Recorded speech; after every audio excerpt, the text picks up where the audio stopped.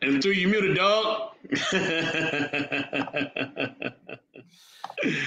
Lord, man. God damn. We here though. We here. The boys are back in town.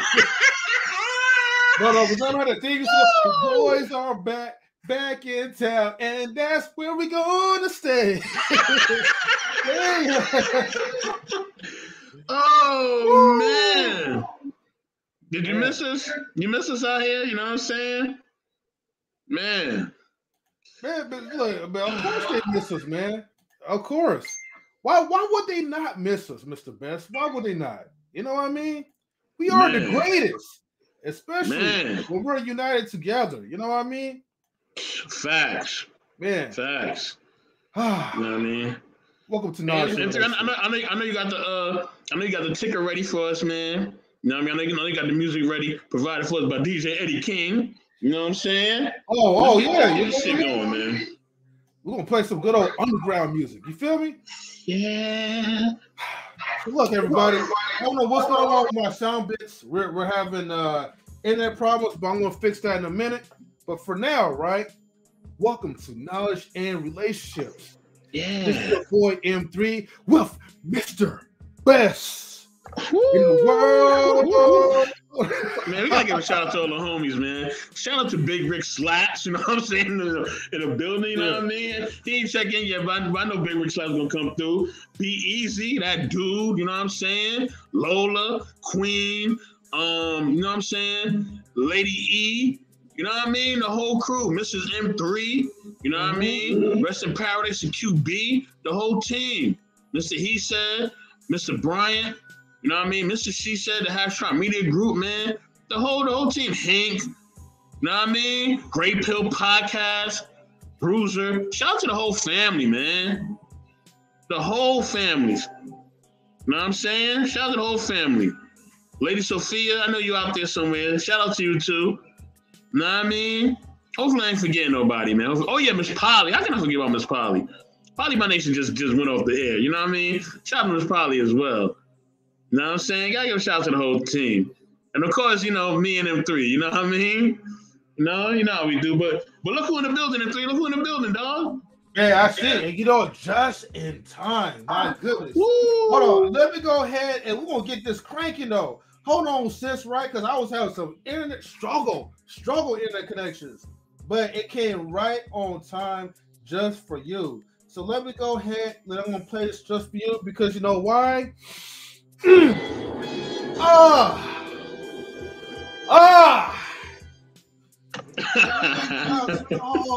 the sky, we have She Stole My Thunder, okay? The greatest Canadian of all time, all right? Salute, She Stole My Thunder. You know? I know you hide in the back with the popcorn and the beer, the Canadian beer, but hello to you. All right. I wonder how that Canadian beer tastes, man. It tastes different. Tastes like Canada.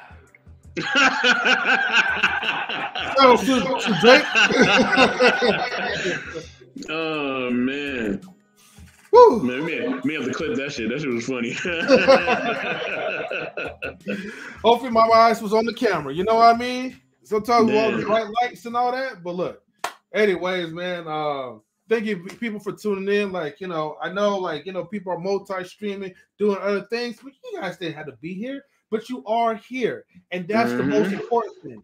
Also, thank you for supporting Polly by Nations, you know, for Miss Polly. Also, please subscribe to Miss Polly Wright on her YouTube channel. Help her to get some subscribers as well, too. But other than that, let's get the likes up. Let's get on to this topic. Mr. Best, tell me, like, you know, what we talking about, homie? What we talking about? Man, you know, it's something that's real for Black History Month. Hell, for any month, really, but it's just a real topic, man. Do the inner city still need a grassroots organization? Do we need the Black Panthers to come back, man? Do we need NAACP to really be, you know, in the hood, man? You know what I mean? Like, really, like, in the inner city, like, not on TV, you know what I mean? Just, you know, doing the most and shucking and jiving, but really there. You know what I'm saying? Really with the people, amongst the people, talking to the people, and interacting with the people. Do we need that to come back? In my estimation, maybe. right? Maybe we do need to come back, but it has to be organized. Whatever we do, we got to be organized. I think Black people just get in a mood. We start doing stuff, and we just think that we just have all these emotions, and things gonna be organized, and it'll be all over the place. And then we have these functions and restaurants and whatever else you see in the Black community that we have established, whether it's business, political, social, or economic, or anything, and it's so unorganized. It's so unorganized. You know what I mean? And then everybody gets in their feelings instead of focusing on the bottom line and the goal. You know what I'm saying? And this is where other coaches get ahead because they're focused on the bottom line and the goal. They're not focused on anything else. It's not about how they feel. You know what I mean? We as the people got to get out of this, out of just how we feel. We always are so focused on how we feel. It's always about that. It's always about what we feel. What about actually using what you feel and using your mind to direct to direct your path and basically, you know what I mean, work through your feelings. Use your mind, man. Even Tupac said that. Use your mind. All right? Use your mind. Okay, cool. Yeah, we could have the right to bear arms, right? We could be like the Panthers and have the proper, you know, artillery and all that. But we still gotta use our mind, man. We still gotta use our mind. Yo, say that again. Gotta use our mind, man. M3, what you think about this, man? Man, well, one, you are absolutely correct with that one. So look, man, I'm shout out to Mr. Jap. Anytime when I play his sound effects, man, I'm gonna give you that salute, my bro, because you know, a lot of sound effects, we want to be having this. But let me go ahead and go in, right? Because we're gonna be preaching tonight. Look, the inner city is definitely a sham right now, and we need, as a community, right, to really step our game up. You know what I mean? Yes, I feel like we need a movement like the Black Panthers again. Like, at least have like a Black Panther reboot. Not the movie, but I'm talking about the real Panthers. The Panthers, man, that really facilitate things, that really stood their grounds, that really shook things up in Oakland, California. You know what I mean? Facts. Look, the problem is that a lot of people, right, don't see the value in building communities anymore. And I get it. You know, our forefathers, our leaders has been deleted.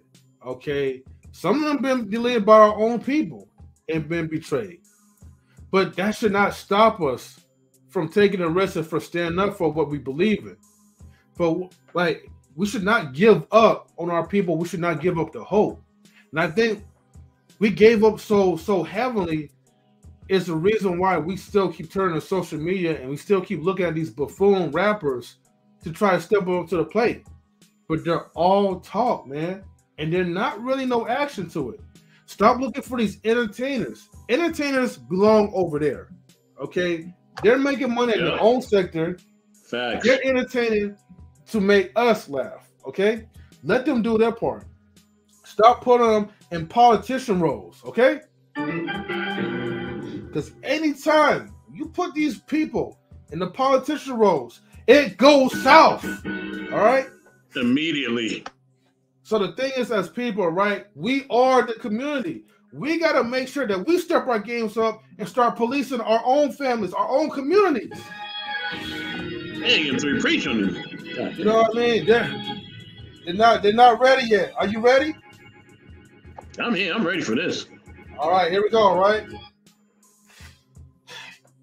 So the thing is, I know we have a lot of issues, right? Like as far as like corruption, whether it be in the police department, you know, the politicians. But look, this is why it's important for us, right? To understand what our fathers have fought for. They fought for our voting rights. You know what I mean? They fought for equality in certain places. But we got to pause this one, right? Because the problem is, even though they fought for us to have those positive changes, we are not really taking advantage of it. We're actually taking it for granted. We're being lazy. So instead of circulating our dollars into our own communities, now we're patronizing the ones that didn't want us to be in the restaurants to begin with. Can we get an amen on that one? Yeah, amen on that one, baby. Let's get it. Okay. Now, okay, as far as, right, Because like I said, I mentioned about the restaurants and all that stuff for example. All right. Mm-hmm. But see, we as people, right, have to make sure that we keep investing to ourselves. But as long as we keep going and we keep patronizing them, we're losing more and more power. See, the structure has already been laid out to a point that blatantly they're just going to just tell us to our faces that look, we're all about power. This is why we get into the governmentals, the law enforcement, you know what I mean, the presidency, because power is everything. Power is really what gets the money driving to begin with. Okay? But it starts off with us to be unified, to be united. Once we be united and we start investing into like our mom and pop shops, right? And we start building these communities up, that's where we will be able to have the funds to fund people who really want to who really want to stand up to the plate, who really want to take the initiative. You can't expect to have good leaders when you're not willing to back them up. When you're always on your social media apps, when you're just talking but you're not putting action to it. And sometimes, you know what? And I'm not even going to put most of the entertainers and basketball players down like this, because you have some that will try to make a stand, but here's the thing: they know they don't really stand a chance because we don't stand behind them. Twitter, we tweet, we complain, we talk, but social media doesn't make a change. Okay, we ourselves make a change by implementing things into action. Man, let me break that down 2 and 3. Here's the thing too, y'all also got to stop following all these clown ass wannabe content creators, man. These people who can't be structured, they can't be consistent, they can't keep their word. Please, do not follow these people. Don't invest in them. Don't do no business with them. You know what I mean? Cut your losses while you can, and also do not listen to none of this shit they gotta say. Don't be subscribing to their Patreon and none of the other bullshit that they be putting out there. Like, please leave all that shit alone. I'm telling y'all, because at the end of the day, it's only gonna put you behind the 8 ball. I'm telling you. Know what I mean? If you want to basically be influenced by a content creator and kind of hear their talking points, or maybe pick their ear as far as how you do YouTube or how you do YouTube business, that's fine. But following them as far as like life lessons or even doing certain shit with them as far as YouTube business, don't do it, people. I'm telling you, these wannabe content creators are fraudulent. You know what I'm saying?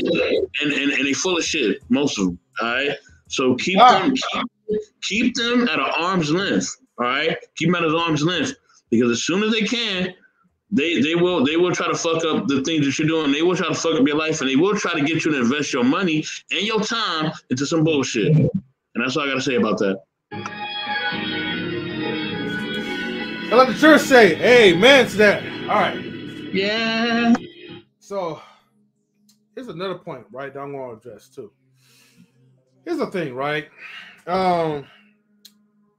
Stay away from content creators that don't bring value to your people. What I mean by that, I'm talking to you, Red Pill, okay? The Red Pill folks out there, the men who's been hurt by some of these, by hell, I wouldn't be saying like all these women. You probably got hurt by maybe one woman out of like a dozen of good women that's out there.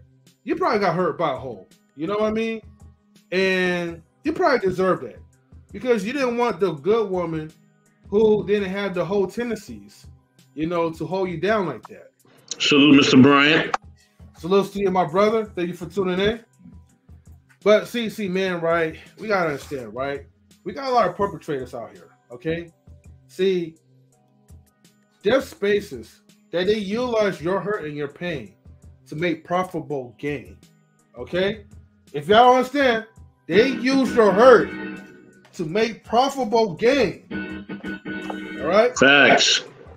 And what I mean by that is that you have some people who are literally married to a black woman, but they will tell you in your face that black women ain't shit. Like, at the bottom of the freaking barrel. Wow. And you know what? And when I hear that shit, like, it's really unsettling. It's unsettling to a point that I'm like, you know what? I need to take a redirection in my life. A redirection in these live streams. Now, y'all might want to say, like, oh, MT is putting the cape on or whatever. Dun, like Superman. Nah, relax, though. Relax. Okay? See, the thing is, the same amount of energy that I get on some of these scallywags, the same energy that I will give to you fellas as well, too. This should be a moment of truth right now. You men need to be honest with yourselves.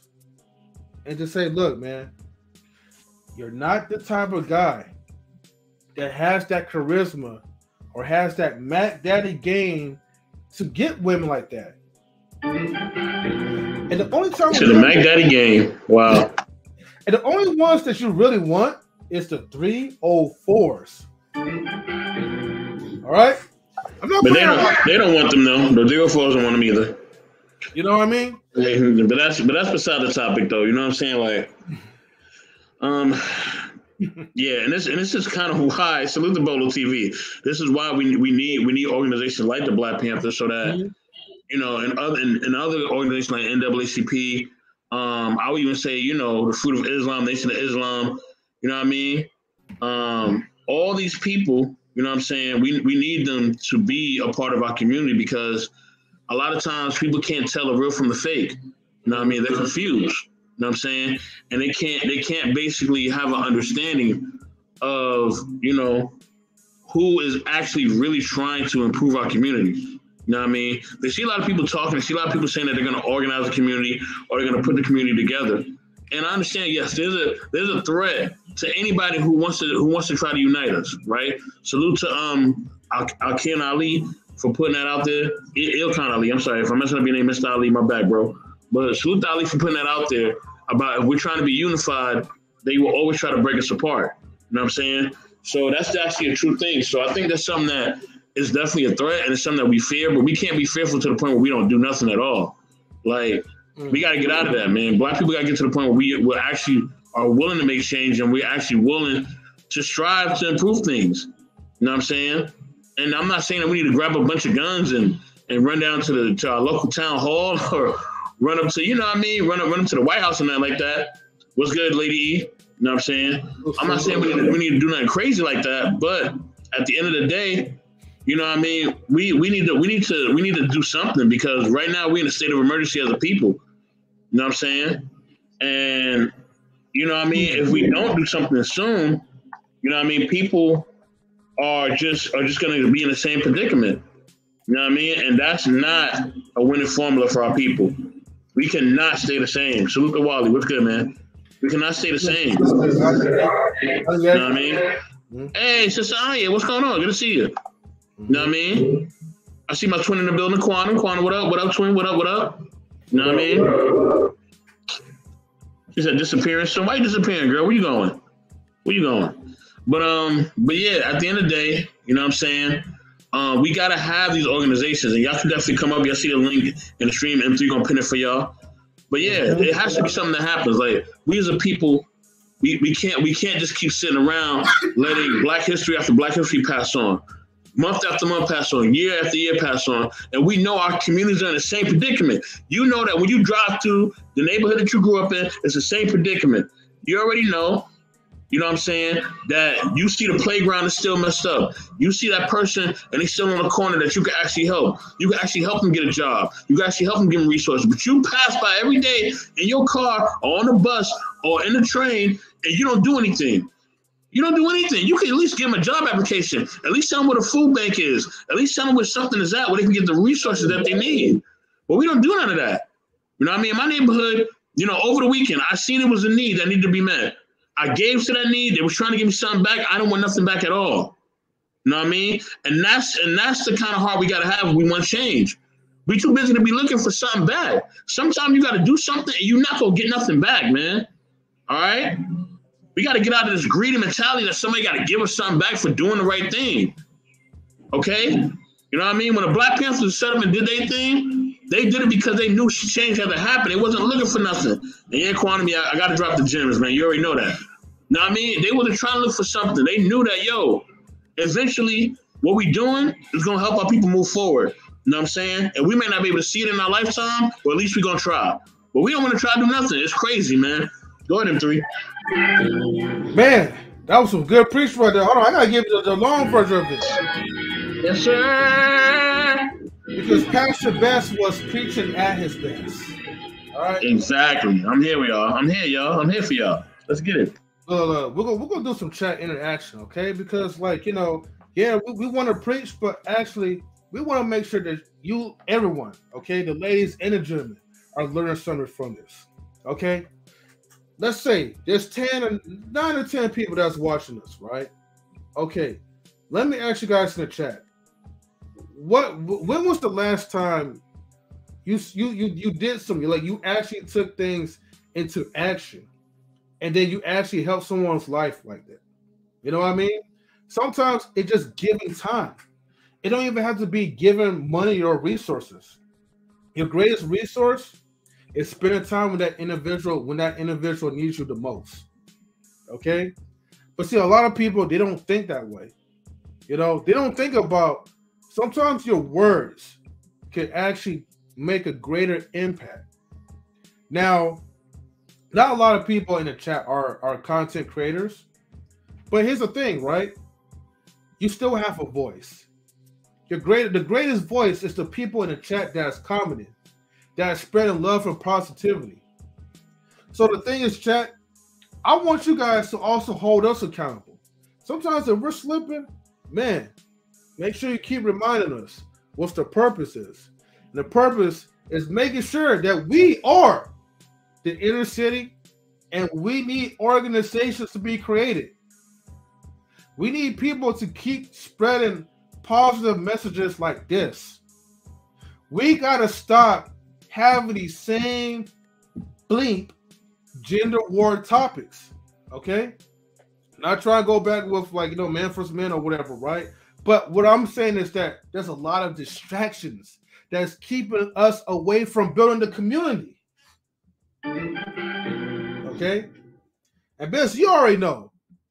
People will come in, they'll cause a distraction, or whatever, and sometimes we have to destroy to rebuild. Woo! Let me tell you something. That's another thing. Now, listen, and I always say this with our people. It's not the fact that everybody can't come. It's the fact that a lot of you niggas don't want to come. Okay, and I said that, and I say it right. Y'all are niggas. The one that don't want to come and be profitable, you're niggas. Okay, I have no qualms about saying that. Not quantum, but I have no qualms about saying that. Quantum, I love you. I ain't saying that, but I have no qualms about being open about how y'all don't want to do the right thing. You know what I'm saying? I'm keeping it G. You know what I'm saying? Y'all know what it is. And let me tell you something too. This is another problem. This is a problem. This is the sole problem with us people. We are not willing to die for anything. We're not willing to die for anything at all. But you got to die for something one day, right? Your legacy is going to have to be built on something. So what do you want to die for? What do you want to put your legacy on the line for? What are you able to build your legacy on? Because you're going to be remembered for something. Or do you want to just not be remembered for nothing at all? Like, which one do you want to, what do you want to be a part of, man? You know what I'm saying? And that's really the problem. You know what I mean? We do not want to sacrifice for anything and anyone. But then we think that, listen, I don't want people to even get any feelings about what I'm about to say, but I'm going to keep, like I said, I'm just keeping it complete 100 with y'all. Y'all want to hide behind a lot of folklore. Black people love to hide a lot of folklore, myths, and tales, and religions, and everything else. All right, and I'm not aiming or coming at any religion. All right, I'm not coming at Christians. I'm not coming at Muslims. So please don't come up here and try to defend your faith or try to talk about how Allah is what you believe in or how Jesus is what you believe in. I'm not attacking nobody's faith. Okay, so please understand that. I respect all faiths, all non-faiths, everything, all walks of life. Right. This is the only thing I'm saying. At the end of the day, y'all hide behind these religions and what mama said and what daddy said and what auntie and uncle said and what big cousin Skeeter said and everybody else, right? Y'all hide behind that, right? But I gotta go in quantum. This is what I do. You hide behind these things, right? But y'all use that as a way to not really make change. Y'all don't really want to do nothing anyway. You don't really want to step up to the plate. You don't really want to make change. So you use these things to hide behind them, right? And then, you know what I'm saying? When the fire gets too hot, you know what I mean? Then you want to say, oh, well, hey, that was God's plan, or that was so-and-so plan. It's like, nah, like, get up and do something. Like, stop using God as an excuse. Stop using Allah as an excuse. Stop using Jesus as an excuse. Let me tell you something. Here's a newsflash for you, okay? Here's a newsflash for you. God, Allah, Jesus, they've done everything they need to do for you in your life. It's on you, okay? Stop looking for them to do something for you. They've done everything for you. They're giving you life. They're giving you opportunity. They're giving you a path to do the right thing. They're giving you a book.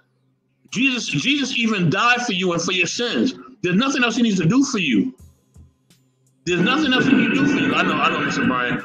There's nothing else Jesus needs to do for you. And I know some of y'all go get your feelings about that, but I don't care. You know what I'm saying? What up, Truth? I see you in the building. Jesus don't need to do nothing else for y'all. Y'all need to get off y'all lazy asses and do something for yourself. Blend in, baby. You know what I'm saying? Stop looking for God to do something. God has done everything he has to do for you. You know what I mean? Get up and start making change. All right? There's nothing else God. I don't want to hear that God needs to do anything else. I don't need to hear that he needs to open up a river. I don't want to hear that he needs to make something fall from the sky. I don't want to hear none of that. Exactly, Mr. Bryant. Say without works is dead. Without works is dead. You know what I mean? Like, stop looking for him to do something for y'all, man. He's done everything for y'all. What else you want God to do for you? What else do he have to do for you? What else does he have to do?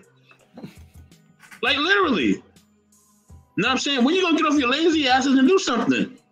It's crazy, man. It's crazy. But yet we want to blame everybody else, right? We want to blame the white man all the time. And I'm not saying there's nothing systematically, all right, or politically. I'm not taking away from that, y'all. I'm not taking away from how they treat our communities. I'm not taking away from that at all. But what I'm saying is we have to be a change as well. We have to. Mm-hmm. Yeah, they blame the devil and all these demons and they don't take accountability for nothing. All responsibility. You know what I'm saying? Like, it's crazy. No, y'all need to do this. Y'all need to be the change. Stop hiding behind God. Stop hiding behind Allah and Jesus and Buddha and everybody else and be the change y'all need to be, man. You know what I'm saying? Stop hiding behind what your mother did or what your father did or who they were. Who cares? You know what I mean? Learn from your past so you can make a better present in the future. You can't live in the past. You can't live off of what happened in the past. You can learn from it, but you can't live off what happened in the past. The only way you can live off something that happens in the past is if you have like a trust fund or you have businesses or whatever. Besides that, you can't live off of the past, man. You gotta make something happen today. You either gonna make life happen to you. You know, you either gonna impact life or life is gonna impact you. Which one do you want? Which one do you want? You want to impact life or you want life to impact you? Yeah, man. Yes, I know I'm blessed. I'm blessed right now. I'm blessed. Yeah. Hey, Bess, am I struggle streaming right now? Because I feel like the devil's alive right now. I feel like the devil's trying to hold me back real quick. You know what I mean? Yeah, bro, you good. Cook. All right, man. So look. You know, shout out to Mr. Best, man. Like that was a good preacher right here. Okay. So look, let me put it like this, okay? As Eo said, religion tells us to pray and then leave it to God's hands. But you know what? Let me go deeper into this, right? Look, I know we're not trying to make this as no like religion or whatever, but look, now these days, God's not even including his churches. They switch them up for Jesus Christ. Oh yeah, the Lord will do this. The Lord will take care of this. The Lord will take care of that. But who made the Lord? Who made Jesus Christ? Not Jesus himself. But look, I don't want to get too deep into it, right? The point is no excuses. And even for the ones who's not really into like, you know, Christianity or any type of religion, you still had your parents that paid the way. You still had your grandparents, your great-grandparents. You had somebody that built something to keep all of us alive. Okay? So without those type of people, right, that actually put their investments into us, we probably won't even be around like doing all this stuff. The technology, like better conveniency, Come on, man. Like, we are the future as well, too, though. So we got to start working like that. We got to start acting like we are the future. But if we keep focusing like on our past hurts, and I understand, right? I'm not negating anyone, right, who went through emotional trauma, okay? But what I'm saying is that, are you going to continue to blame your past for destroying someone else's future? Because right now, look, I'm going to keep it real with you. Y'all know y'all going to be mad or whatever, but a lot of y'all like parasites, man. Oh, damn. Yeah, y'all keep going to like from space to space, like destroying other people's mindset with your dumbass rhetoric and your sad ass stories and all that. Basically, you're using your past to pretty much excuse you from being the asshole that you are today. So maybe I know you're not getting on these kiss and tell type niggas, man. I know you're not getting on them like that. hey, look. These boys are irrelevant, all right? Some of these people, man, I'm gonna say this, right? And follow along, because this does relate into like organizing our communities. I know this is like a platform where predominantly, you know, it may seem like according to YouTube's algorithm that predominantly men, they usually come and they tune in, right? So YouTube expects us to cater to men. And the way how we're supposed to cater to most men is to try to tell them all these sweet lies, like how some people were parents to these women with their sweet lies. And we're supposed to tell men how they're justified for the way how y'all treating people, man. But here, we don't go by YouTube's rules. We go by non-relations rules. And if you're wrong, you are wrong. Point blank, period. There's a lot of good women out here. And honestly, like a lot of these women, right, you guys are like the backbones of why like our streams keep going.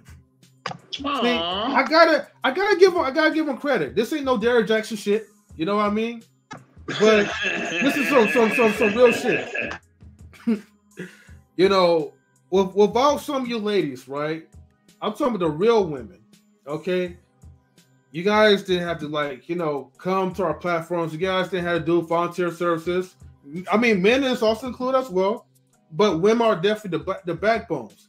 The reason why I'm talking about you ladies first is because I know that in every platform that you guys go to, you're always hearing these black dudes shitting on y'all so much. But honestly, like, black women are pretty much like, you know, our number one backbone for knowledge relationships. Okay, lady. Okay. Calm down, lady. All right. You know, you're not the only one. Okay. Okay. She must have thought you said Drake or some shit like that. I don't know. I don't know. Lady is being flattered, so I'll give her that, right? But the point is, right? Okay, we gotta do better as far as protecting the real women out there. I keep hearing all these people talking about like these hoes or whatever. I get it. Hoes do make the world go round. All right, we love the hoes too. All right, but that's gonna be another topic. Man, let the hoes be, man. Gosh. Yeah. But for now, we're talking about the real women that hold us down. You know, a lot of times when I be talking shit about women, I don't be talking shit about black women because I don't really have negative experiences. Most negative experiences are towards black women. It used to be like maybe someone that's like outside of being black. You know what I mean? But anyways, who gives a shit? But the thing is, we got to do better as men to hold y'all down the same way that we're asking you ladies to hold us down as well too. And, you know, because there's some positive people that's out there, we got to talk about them more too, man, to get them inspired. Why come to like a space, right, where all I'm hearing is like, niggas ain't shit. Bitches ain't shit. You know what I mean? Hoes be hoes and niggas be niggas, right? But come on now. Like, let's come to like a space, right, where we can actually find solutions on how to build a better community. And with that being said, truth is never favored. Go ahead and rock, brother. What it is, my guys. Hey, truth, yo, I'm gonna see you on the other panels, dog. Yo, you had me crying over the weekend, dog. I'm gonna talk to you in the background. This dude had me crying, dog. Oh my god. And yo, we gonna talk about that Thursday thing too, bro. Behind the scenes, we're gonna talk about that. Yes, sir. Yes, sir. Man. Yes, sir. It's been great. It's been great. How you fellas doing? Pretty good. Awesome, brother. Man. Good to see you, baby. Right. But now, yeah, M3, you right about that. So since you started off, I'm going to salute the great women that I know. You know, you got the Lola. She's a great woman. You got the Raw B, a great woman, and you got TJ Randolph. That's a great woman. These are solid women that I know. I can vouch for them myself, and I'm pretty sure you guys have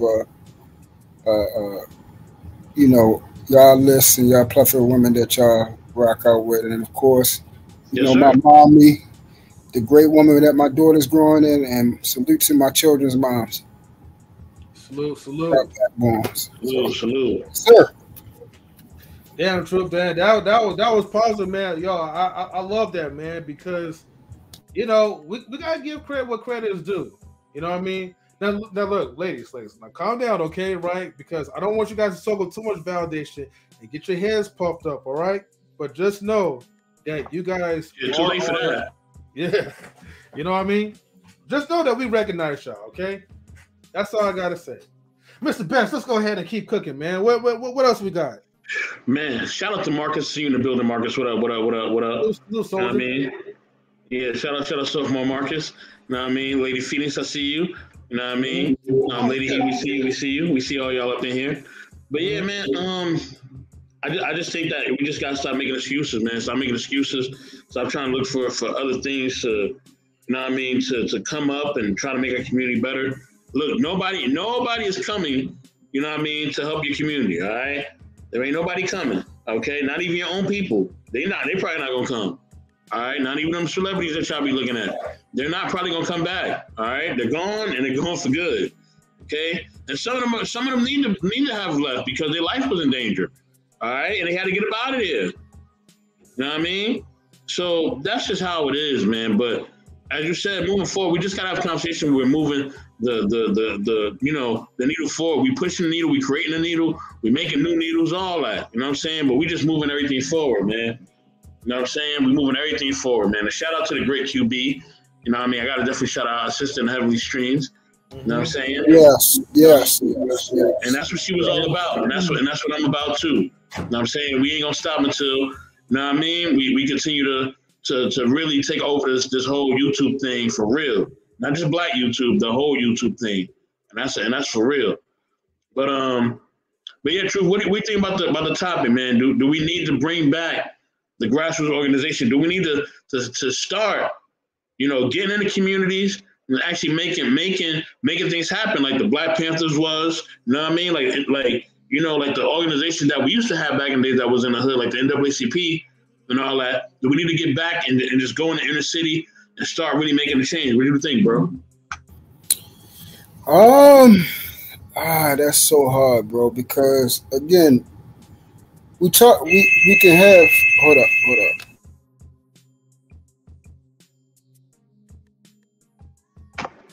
Hold on, his beeper just went off, y'all. Give him a second. Salute to Headshot Music Group. Good to see you, Mr. He said. Right, I'm back. Go ahead, brother. Go ahead. I know you got to get your beeper. Go ahead, brother. Yeah. I had to buzz somebody in. But yeah, like I said, it's kind of tough because we're so divided. Like when you think about, you know, a village, you know the term, take a village to raise a child. Well, the thing is, that village usually work together. They traded goods and services amongst each other. If a person need to, you know, help with their child, another mother will come that's used to taking care of children and help them. They work together. We don't have that because we have so many people looking to get on top of things. We're all in competition with each other. You know, I have to constantly remind people, like, that's all I hear. Yo, we got to get out here and compete. We got to get out here and compete. And I tell people all the time, no, I'm not in competition with you. I'm in competition with myself. I want to be better than what I was yesterday. I want to be a great man today. That's why I look in the mirror and I'm in competition with. I shouldn't be in competition with my brother, because supposedly my brother's not my op. We're supposed to be working together. The person I'm in competition with is my op. You feel what I'm saying? So until we look at each other like that's my brother, that's my sister, we're working together, we're going to build together. I'm going to, bear your burdens. You fall, I'm going to reach my hand down and pick you up. Where you lack, I'm going to be your strength where you're weak. You be my strength where I'm weak. Vice versa. Until it's like that, it just won't happen. We have so many other options to do things on a selfish level, bro. And it's hard, and all this liberalism has screwed our minds up.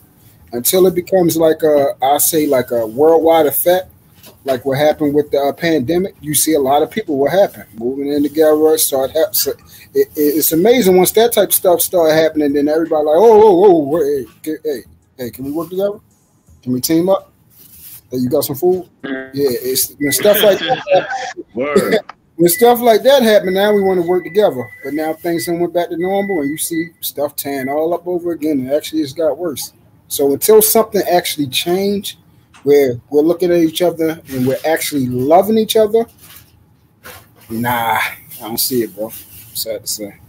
Well, here's one great lesson that we can learn from this. No matter what catastrophe we go through, people will never change. Or I won't say never. It just takes some more catastrophes in order to shake people up.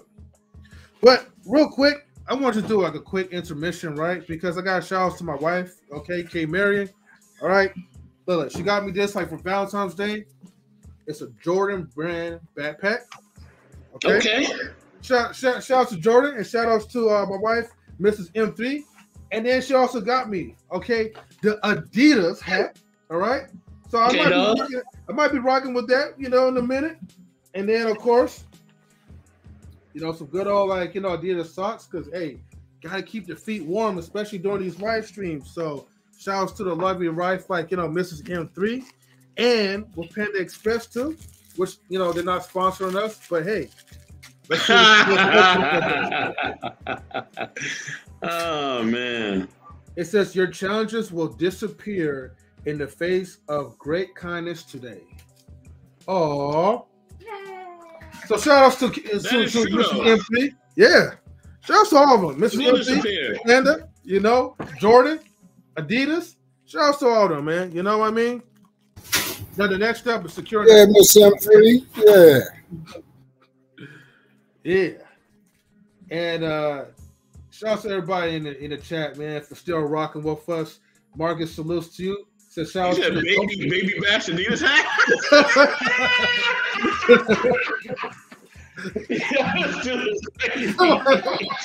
He said baby bash Adidas hat. That boy crazy. Higher than the ceiling. But that was a jam back in the day. I know. I don't care what anybody said. Yeah. How you get so high? Woo. That was a jam. Lady Phoenix says, M3, I'm crying. Folks don't know the value of real black men. My heart rate tells a different story. Shouts to Mrs. M3 indeed. Thank you, Miss Phoenix. Shout out to Lady Phoenix, man. Yeah. And he says, okay, Mrs. M3. Hey, you know what? People like Mr. M3 will make you ladies step up your game too. So, Lady E, I need you to get the what's it called? What's those little kids to make sure the beard is nice and groomed up? Oh snap! Yeah, that's right. All these women out here can learn from Mrs. M3. Make sure you get the beard kit for Hank. You know what I mean? They can all learn from Mrs. M3, bro. You're right about that. They can learn. Oh. And I don't see Queen, but shouts to Queen too. Oh yeah, and the beer pin too though. But Hank don't need that part. And shouts to also Queen as well too. I know she's not in the building, but shouts to her. So if you are awake and catching this replay, just know I gave her a shout out. Okay. So she looks. That's what I'm call royalty. Man, don't get her started, please, man, please. Vouaghn Bryant says, it's nice when you have a beautiful wife to do nice things for you. God bless you, M3, and your family. Thank you so much. And then, oh yeah, make sure you guys get the likes up as well too. Tell your friends and your other friends to subscribe to our channels. And he says, Mr. Best, the giggle kills me. Why gotta be a giggle though, right? It just sounds good. But we'll take that. I appreciate that. Thank you, everybody. Thank you. And then she says, truth, like I love you more. You're the real one indeed. Oh yeah. You know. Look, only the real ones is up here in this panel though. I mean, you guys, you know, the chat could come up too though, right? If you want to be more realer, you know what I mean? But hey, it's real, like, you know, we're getting the same love and energy in the chat as well too. So thank you guys. I got it there. Yeah. Okay, so if we get away from the competitiveness and all that, right? Which I believe we can do, and I believe us as a people, right? Because he brought up a good point, M3, that we need to stop being in competition with each other and try to help each other. But I think the thing that stands in our way is the ego. Our ego and our pride is what holds us back from really ascending to another level. You know what I'm saying? And here's the thing, right? And this is one thing I can't stand about our people. When we have people that are willing to really work things out and really, you know, come through and be apologetic, really come through and try to make amends, really come through and try to bring people together. There's always that one Negro on the bunch that still want to be on some BS, man. It's crazy. It's crazy. You know, every time. And even the good word says, you know what I mean, blessed are the peacemakers. You know what I mean? So when somebody's out there and they're trying to bring peace among the land, y'all still want to be on some disruption stuff because it's your pride, dude. Y'all pride is so high. Y'all arrogance is so high. And I'm going to say another thing, too. A lot of us hate each other, too, man. I'm going to just keep it real. I mean, you know, sorry, y'all. You know what I mean? I don't want to go there, but a lot of us just hate each other. We hate each other and we hate on each other, bro.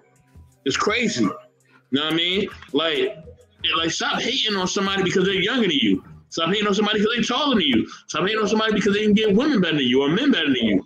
You know what I mean? Stop hating on that male who don't have to work out, but he still can look good. Stop hating on that female, you know what I mean, who still get dudes even though she a big girl. Like, stop hating on people, man. Stop hating on skinny women. You know what I mean? Stop hating on the in-between people. Stop hating on people, man. Just because somebody can read better than you, stop hating on them. Why don't you learn from them? Maybe they can teach you how to read. Maybe they give you some new vocabulary. Maybe they can give you some new opportunities. Whatever.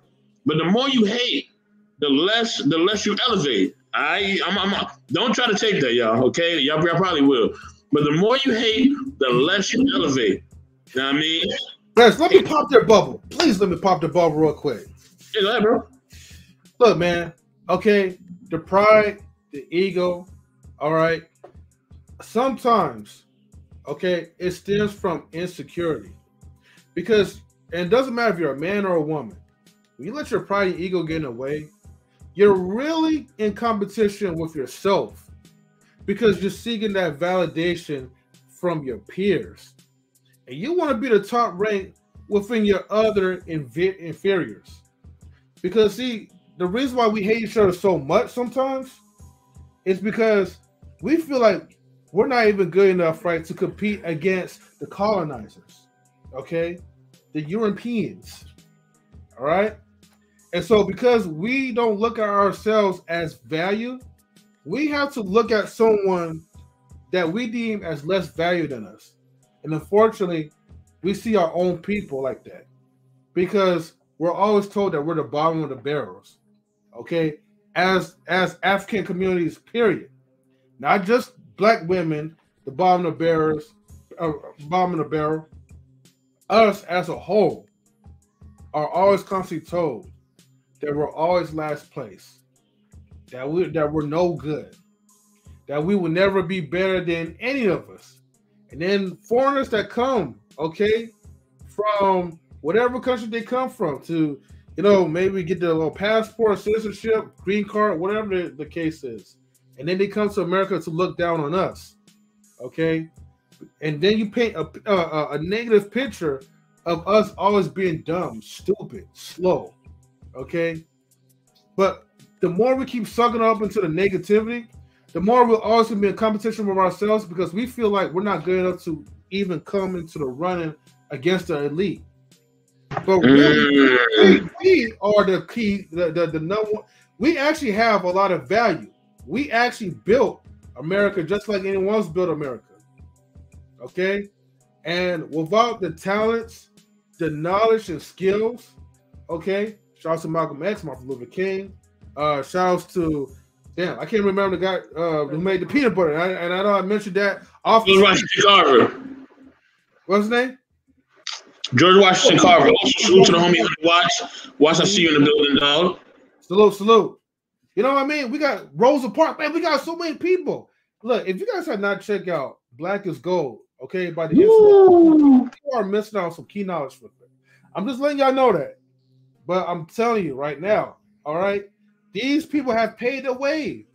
We got to do our part to make sure that the marathon continues. Salute to Nipsey Hussle, by the way.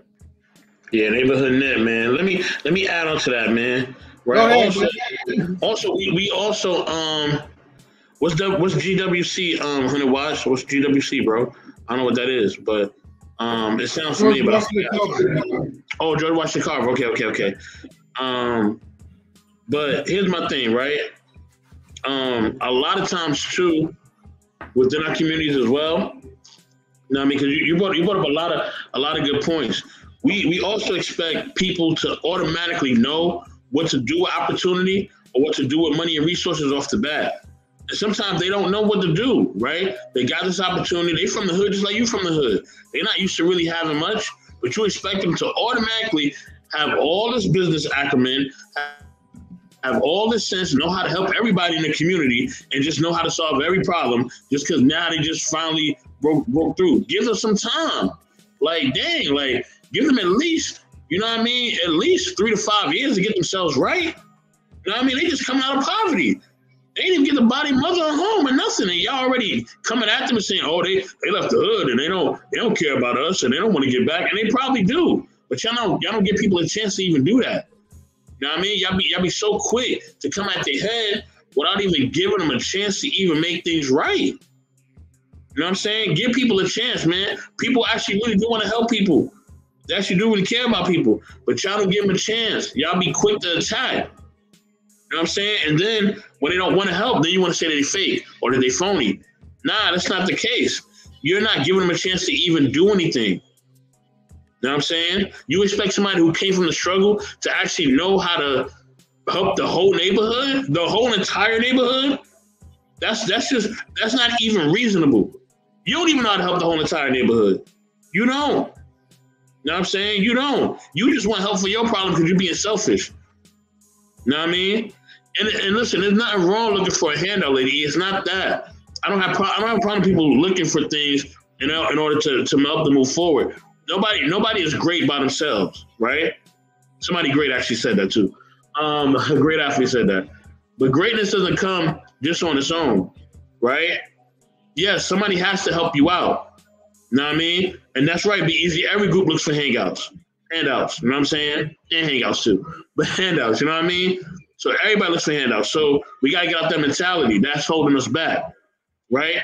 The thing is that, you know what I mean, at the end of the day, okay, if that person gets on, let's say B-Eazy makes it, right? He makes it. He has a $1 million corporation, and he just started, right? I can't expect B-Eazy to come and solve every problem in the hood automatically. He's trying to get himself right. He's trying to get his business up. He's trying to grow his business little by little. Why don't I give that man time? Or why don't I come and ask B-Eazy, yo, how could I help? Instead of just looking for something back, and let's say he does want to help me, but let's say he's trying to work out his situation first. Why don't I come through and say, homie, look, yo, I need help in my situation, but how can I help you first? I know you just got started. We don't do that. We just expect that person to automatically jump up and be the Wizard of freaking Oz, man. And it's crazy. Go ahead, Truth. Man, y'all absolutely right, bro. What the heck? Can y'all hear me? Go ahead. Yep. Can you hear me clearly? Because it looks like it's Nah, you good, bro. You good. Oh, all right. No, y'all hit it on the nose, bro. I mean,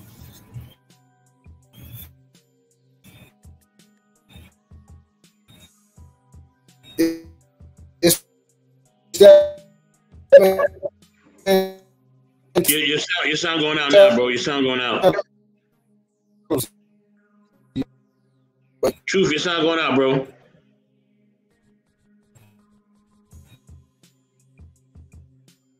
Oh, let me pull him down. I pulled you down, Truth, because your sound went out. Try to come back out. Try to go out and come back in.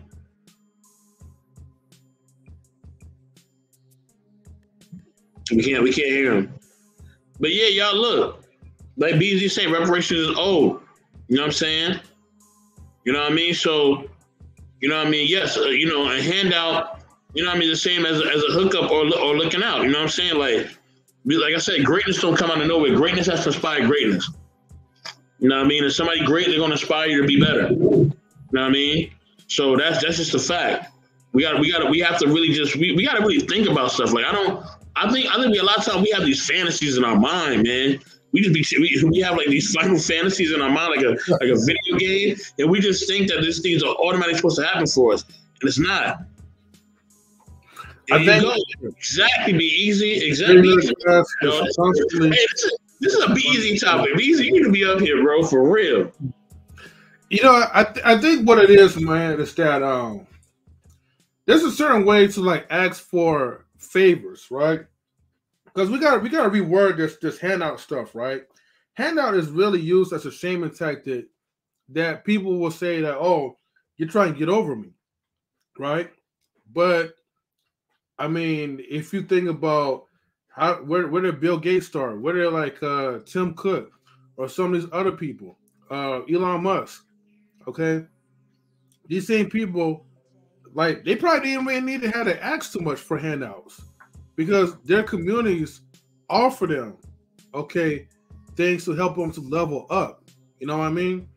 Now, if you don't have nothing to really offer, okay, in the handout process, okay, then I understand.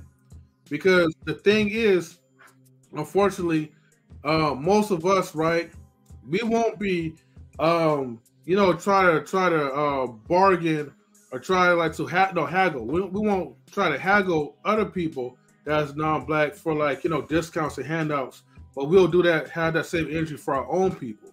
So meaning that something that's the same brand of shoes that's probably like $100, we'll just take it as it is. But if our own people are selling it for $100, like, oh man, that's too much. Why can't it go down to like at least like $80 or whatever? You know what I mean? So we do have to kind of get our mentality as far as like trying to get over our own people. But if you really want like reparations, like we gotta be united as a people, man, and we gotta keep demanding for that. Because it shouldn't be something that we need to ask.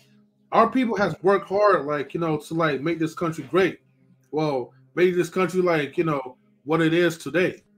So if our ancestors was like slaves and, they built, their backs and, broken bones and blood and sweat, tears and all that, and you're not even paying them, but just like, pork food and all that stuff, then we got to get something in return. Like, it's no more than right. But people will say, like, and conflate, well, they'll be like, well, you guys conflating and, like, you guys will never get your reparations. Well, with that type of mentality, you won't get anything in life. You know what I mean? But if you literally stand strong, 10 toes down, and you be like, you know what? I'm no longer going to support Walmart. We're going to grab a couple of people. We'll build our own Black Walmart. Like we'll build our own stores and communities and all. We just got to think of ways of how we could like use our dollars to create power for ourselves. Okay. And if they try to do something to shut us down, well, look, man, we got to think of another plan. But I know like most of y'all's not going to do that because, we're all about talk and no action anyways. And that's the problem where we keep getting stuck. And we keep talking about these same topics, and then we get distracted, and then we just go back into, well, men versus women, boys versus girls, type of stuff. Mm. So, but it's also in three. Like, let's say I get a deal from Spotify, right? Mm-hmm.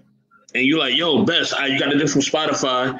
You know what I'm saying? Like, what we gonna do with it? And I'm like, what we gonna do with it? Like that's my deal. Like I'm not, you know what I mean? You just expect me to help you out. It's like we also experience that attitude too, right? Where people will get the, you know, they would get the come up, right?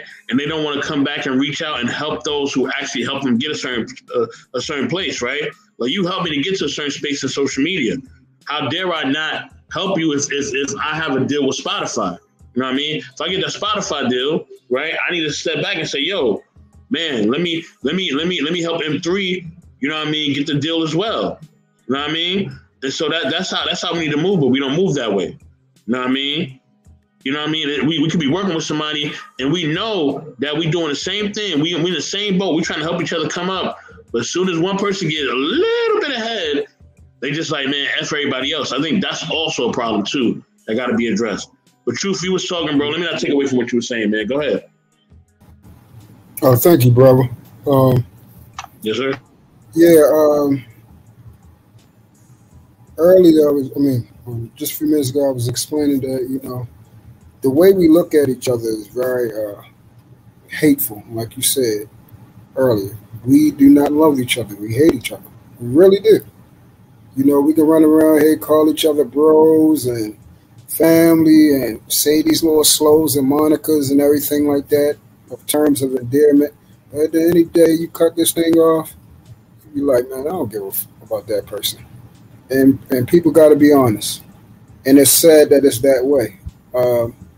Even down to the people we encounter in our cities and the streets and stuff like that. Like we'll see a person that's on drugs and stuff like that. And automatically we look down upon them, not understanding the plight and the thing that they face because you have no clue. Unless you actually, you know, participated in, you know, distribution, or you actively used it to the point where, you know, it caused a problem in your life or you got hooked on it. You don't know what that person is going through unless you actually seen somebody and witnessed it and watched them suffer because of not having. You don't know. So I'll give you a prime example. Like most people, like you'll go to a gas station. Let's say it's somebody out there that, you know, you can clearly see that they probably want money for, you know, to get their fix or whatever. So naturally we think, you know, something about them getting high or whatever like that. So we try to withhold them from the money or whatever. So after understanding certain things, I just give it to them. I don't worry about what they're going to do with it. That's between them and God. And the thing was, he even came to me and said, bro, I'm not going to lie to you. You know, I'm going to use this because, you know, right now I'm sick. You know what I'm saying? And a lot of times what happen with people is people that understand when people go from a long period of time of not using that stuff, they will go and get a certain type of dose that far exceed what they're used to getting. And that's how they actually die, because they're trying to get to that level, because after coming down off of the stuff. See, people don't understand this type of stuff. We're so busy trying to control someone else from what they're doing, and you don't know what they could use it for, what they're trying to get to, and you know whether or not you probably saved that person's life. They probably used it and then went into a house that evening for 30 days and got clean. You don't know what God is going to do. So, you know, as far as you know, certain people out on the street asking for money for food too. You know, I hear people making jokes about people being homeless and asking for food time. I ain't giving that beggar no money. But what happens if you're in that spot? Are you going to want people to look down on you? I ain't going to give that beggar no money. Get your dirty tail away from me. And actually laughing about it. And then it's like, how do you know that you're never going to be like that? How do you know?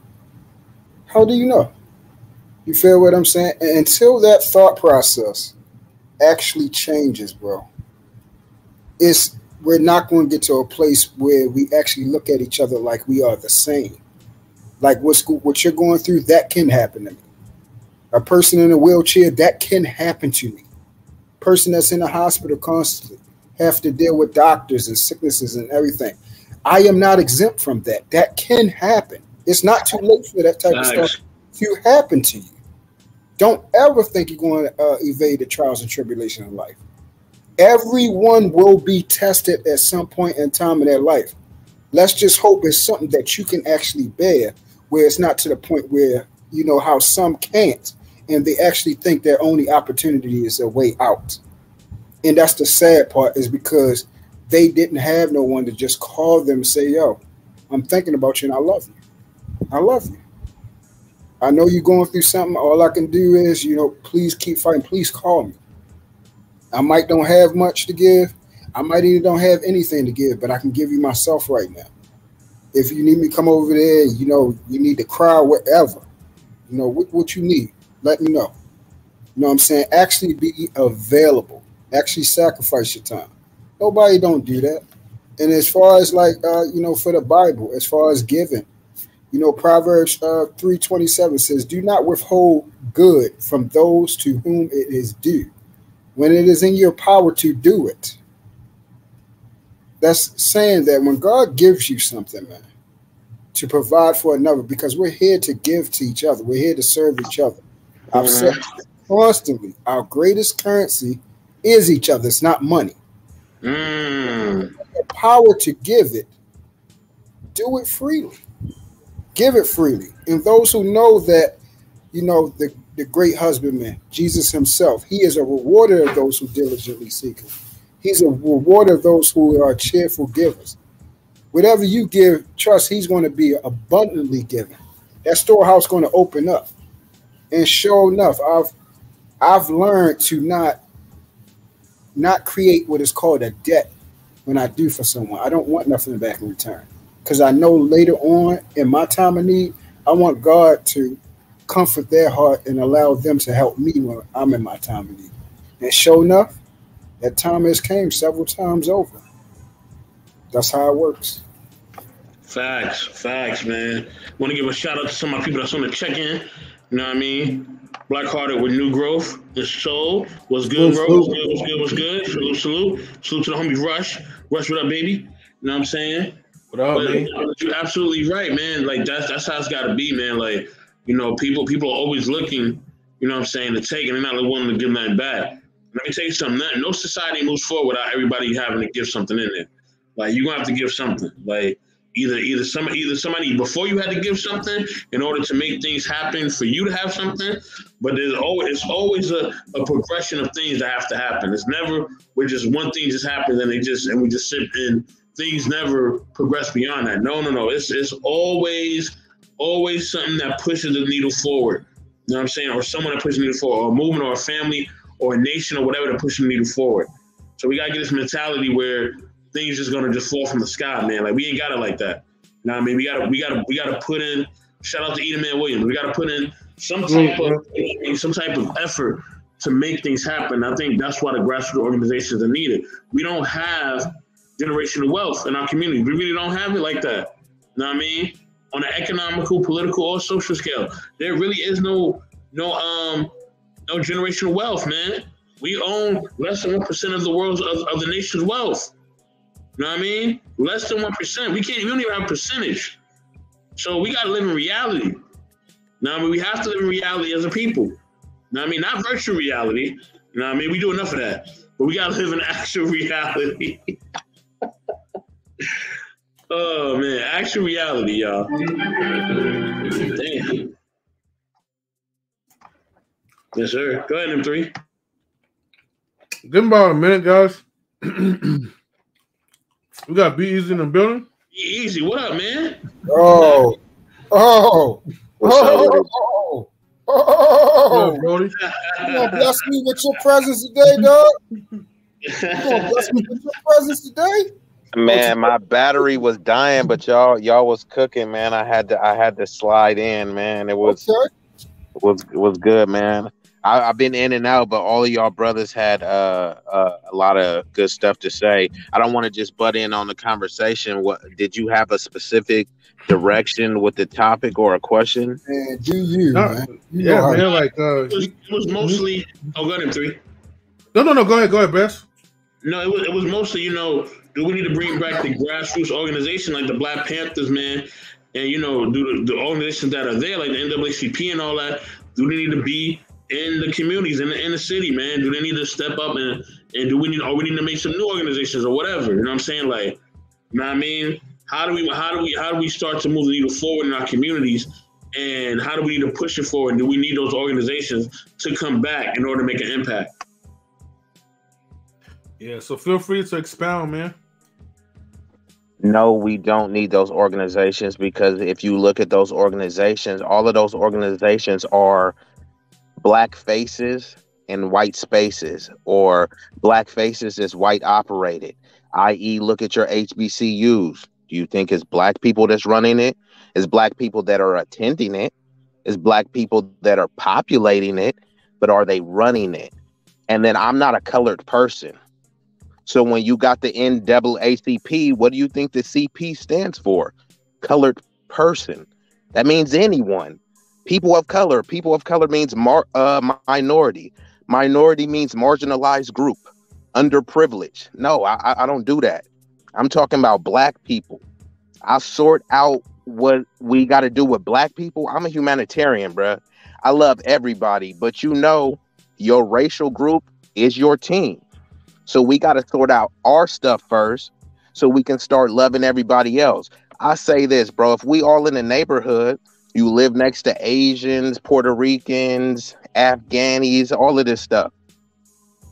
If everyone's house is on fire, are you going to run out of your house to put out your neighbor's house first? That would be foolish, right? So us focusing on other people's issues and not cleaning up house first, it's pretty foolish of us, you know what I mean? And I would say that a lot of people, like y'all was saying earlier, and it's not just us, it's just magnified with us, you know what I mean? But I don't think some people genuinely hate each other, but I think most people hate themselves more so than they hate other people. And I don't think it's so much a issue of hate. It's an issue of not valuing each other, you know what I mean? And you don't necessarily got to hate someone to not value them. And we actually do so it's kind of weird, because we do value someone when someone else puts the value in it, usually a non-black person, you know what I mean? Just like when you had that fine chick, she was all right when you had her, then she got with somebody else, they leveled her up, and now you like, damn, this chick is bad. That was the same bad chick you had. It's just like you spin with some dudes that be rapping on the block. Oh, yeah, he okay. Then a non-black person manage him, and then now this dude's making platinum hits. That was the same dude on the block. You didn't see the value in him. Now you trying to say he a sellout because you didn't see the value in him. But to bring it back to those organizations is not for us, bro. When you see those people writing for colored people and all that stuff, that means anyone. Asians are saying that they're colored people. An Afghani person is saying that they're a person of color. Someone that's from Samoa is saying they're a person of color. So when you got the NAACP, that's who they're saying they're writing for. That's not what it was originally about. So what I see oftentimes people do is say, this organization is not doing it wrong, but they don't ever picture themselves in the driver's seat. What would you do differently if you was running that organization? Oh, I never thought of it like that. So are you even in a position to criticize? Bruh, if I'm in the game and you spectating, I don't really want to hear what you got to say, bruh. Like, do you think Steph Curry wants to hear from you about how he needs to perfect his shot? He's out there shooting shots, making threes, shaking people, and you're in the stands, bro, taking selfies. And you think that you're qualified enough to tell him what he needs to do? And that's what a lot of people are doing. So-and-so ain't building nothing. Where's the school? Did someone come with a museum? Man, why is not someone leading? Why are you not leading? The blueprint has already been laid. I tell people this all the time. Malcolm X didn't have social media. You have more resources than Malcolm X. So what is stopping you? A lot of people have more money than Malcolm X. You got more money than Malcolm X. You got more resources than Malcolm X. But you're not even doing, you don't even got to, if you did 5% of what Malcolm X was doing, you would see a significant change. If we all did 5%, but people don't even want to do that. Man, I'm not no leader. Okay, cool. Then why should I respect you? You telling me that I'm not a leader because you don't need to be leading me or M3 or Mr. Best. Lead your household, lead your neighborhood, lead some organization in your locality. Cats loves football, right? Cats was going dumb over the Super Bowl. Why you ain't tutoring none of these boys, bro? Why you don't have your own football program? You know what I mean? So instead of the prison, the pipeline, you have these kids with these football to coding pipeline. We got all these rappers, right? Why ain't nobody pushing more of us to be agents, more of us to be managers and stuff like that? We ain't all gonna make it rapping and stuff. So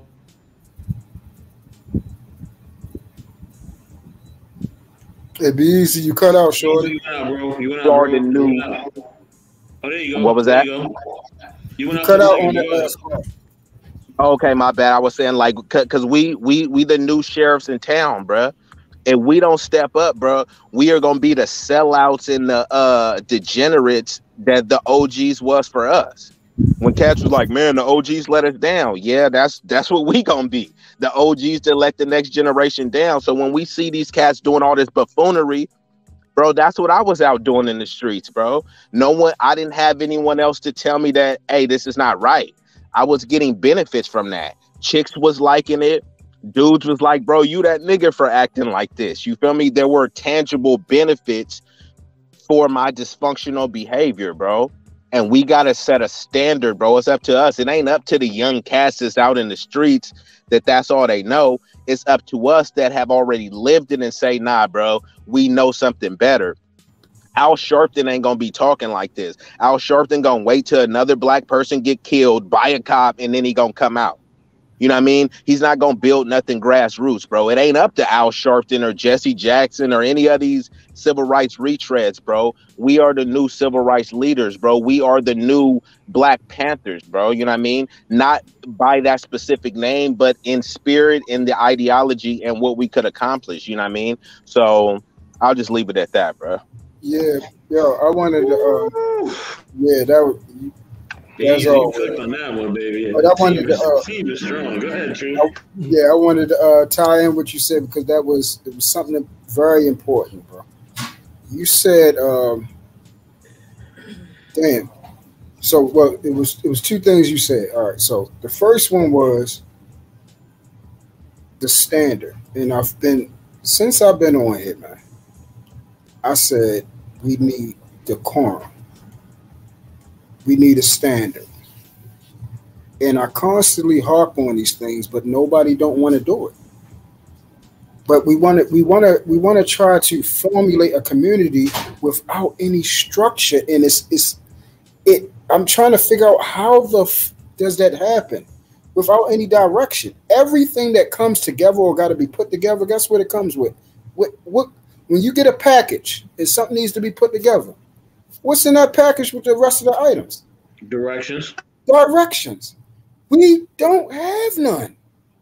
We don't have none. And as soon hold on, True. Let me tell you this. Because I want you to cook. We do have them and then you made the perfect analogy with that package. We do have the directions, but what do a lot of people do? Not just men, but people do. When there's instructions, you're like, I'm gonna try to figure this out on my own. Yeah. So that's it. That's okay. So yeah, that's kind of where this is where I'm going at. Okay, listen. We have directions, but everybody has their own set of directions, bro. Like what you probably believe in, I don't believe in. And what I believe in, you probably don't believe in. And this is the thing, we're not a monolith. In order for something, you have to be unified by one. A lot of people think, oh, we're going to get to this end game, trying to do it different ways. And Malcolm and MLK were prime examples. They wanted the same thing, but they did it in different routes. And inevitably, they all fell by the wayside. They led a path. They did the best they could, but they all fell by a wayside because at the end of the day, it has to be something unifying. In the Bible, bro, the one time that we was all together on one accord, one language, it was this thing called the Tower of Babel. They were so in tune with each other that they was actually building to freaking heaven, bro. And you can tell they was actually going to do it. These fools were doing it because God had come down and fixed that and said, no, this ain't going to work. That's when you really getting stuff done, when it's taking divine order to change stuff up. If you want to get stuff done, we have to be like that. We have to be on one mindset, one accord, one everything, one language. Hey, we're going this way, let's do it. We have to have a leader that has integrity, that's going to stand on, even when stuff get uncomfortable, even when people hate them. I don't care if you hate me. I'm still going to do what's right.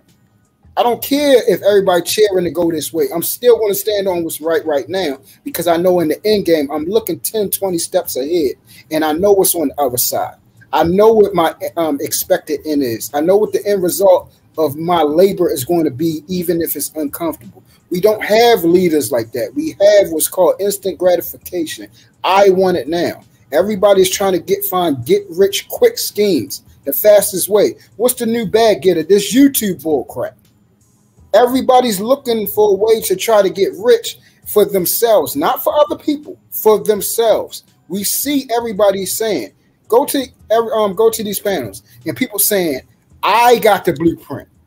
I got this. I got this. Follow my way. Everybody's saying the same daggone thing. No, pay me. I got the blueprint, and if you want it, you gotta subscribe to my Patreon. Super chats, Patreons, everything. Nothing is not without a debt created. Nobody wants to selflessly give. Nobody cares. And this is what I'm saying. I even came up with a solution earlier. What was it? This was like years ago. And I've brought it to so many people, bro, just to see if they was going to do it. And when I brought it to them, they said, damn, that is a great idea. I said, I know, right? You want to do it? Yeah, sure. I said, okay, so check this out. We got to do this for a year. You going to be willing to do it? Oh, yeah. That's nothing. First month come up. Hey, bro, we got to do it. It's time to do what we got to do. Oh, dang, yo, yeah, you got me. Let's start next month. Okay, yeah. All right, cool. Yeah, that's what's up. All right, yeah. This next month we doing it. Yeah, man. I don't know if I can do that and everything like that. Oh, okay. All right, thank you. See, and then this is the stuff that I be talking about. Nobody wants to sacrifice. They want things built already. So if you already the Chicago Bulls, they want to be the add-on. They want to come in there. They don't want to start in 1984 with Jordan just coming in there and it's a daggone sorry team that was on drugs and everything. Needed to be cleaned up. Needed an example of a kid coming in there that was devoted to hard work, not using drugs, not drinking, just basketball, and changed the whole culture and the way that we look at everything and dedication in the world. Had McDonald's things talking about be like Mike. And we already got the little meme now. Stop it. Get some help. Making us get away from drugs and all this type of stuff. We don't have stuff like that where people are saying, hey, you know what? We're building. We lose it right now, but I know eventually right now I can see something in you and we're going to get there. We're going to get it there together. What do you need from me? This is my strength. This is my weakness. How can I help? All right, let's go. This is my strength. This is my weakness. We're going to do that together. And come together like a mother freaking puzzle. Nobody wants to do it. I can bring up my idea right freaking now, and I guarantee I will not have one person to do it, but everybody wants the community. So what I said, the simplest thing to do is what you said earlier. The second thing you said, yo, just start in your household. Right now, that's what I'm focused on. When everybody talk about, hey, you ain't talking to your mayor in your city. You ain't talking to this person in your city. You ain't talking, no, because that's not how I affect change. I am a coach. I've done it for years. I've done big brother, little brother programs. I've done that for years, mentor. I'm doing that with my children who are on their way to college, who've been on honor roll all their years in school, GT classes, honor classes. That's how I'm giving back, because I'm paving the way with the future, which is our children. That's how I work. That's how I work in the community. No, I don't affect in the offices. I do in my neighborhood, and I do what I can do. That's how. And I'm establishing my household. The first thing I need to do is establish myself as a man. And the second thing I need to do in order to flourish as a man, I do know I need a wife. I need my family established, because that is the center of civilization, which is marriage. Those are the things. We need to get our households in order first before you think you can lead many. You can't even lead the people in your damn household. 4 people you think gonna lead a goddamn block, a city, a village? You gonna do what? Man, sit your monkey ass down. You ain't doing shit. You ain't doing shit. And you don't care. Because when it comes down to time to be morality and really stand on shit and really tell a little motherfucker like, yo, with that shit that you doing, that's bullshit. That's gump shit. That's lame shit. And I don't want to be fucking around you until you fucking change, little nigga. But nobody stands like that. Nobody says you are going to act right or get the fuck away from it. You are going to be a man or get the fuck away from it. No, like you said, we're okay with all this ugly ass behavior, which perpetuates everyone's mindset. Attitude reflects leadership. We ain't going nowhere, G. Simple as that. Man. Wow. Truth, man. Truth was cooking on that one. Salute to 100 Watts. 100 Watts, I know you've been listening, bro. What you got to give to the topic, bro? Salute to my Virginia brother. What's good, baby? Y'all can hear me, right? Yeah, we can hear you. Okay. So I'm not necessarily opposed to anything I've heard here in this conversation tonight. It was just one thing that grabbed my antenna y'all was talking about. That was just like, hold on, I need to have a conversation with these brothers about this. The part that y'all were making reference to about I got the blueprint, pay me for it, woo, woo, all that kind of stuff. If I'm correct in assuming I'm saying that y'all don't like that. No, I don't. Would you be able to tell me why it is that you don't like that? Because it's hypocrisy, and it creates what I call a God complex, and it gets away from the whole idea of community, where it's not supposed to be one; it's supposed to be us, not me, myself, and I. It's we, us, our. Now, to me, I see that as the opposite.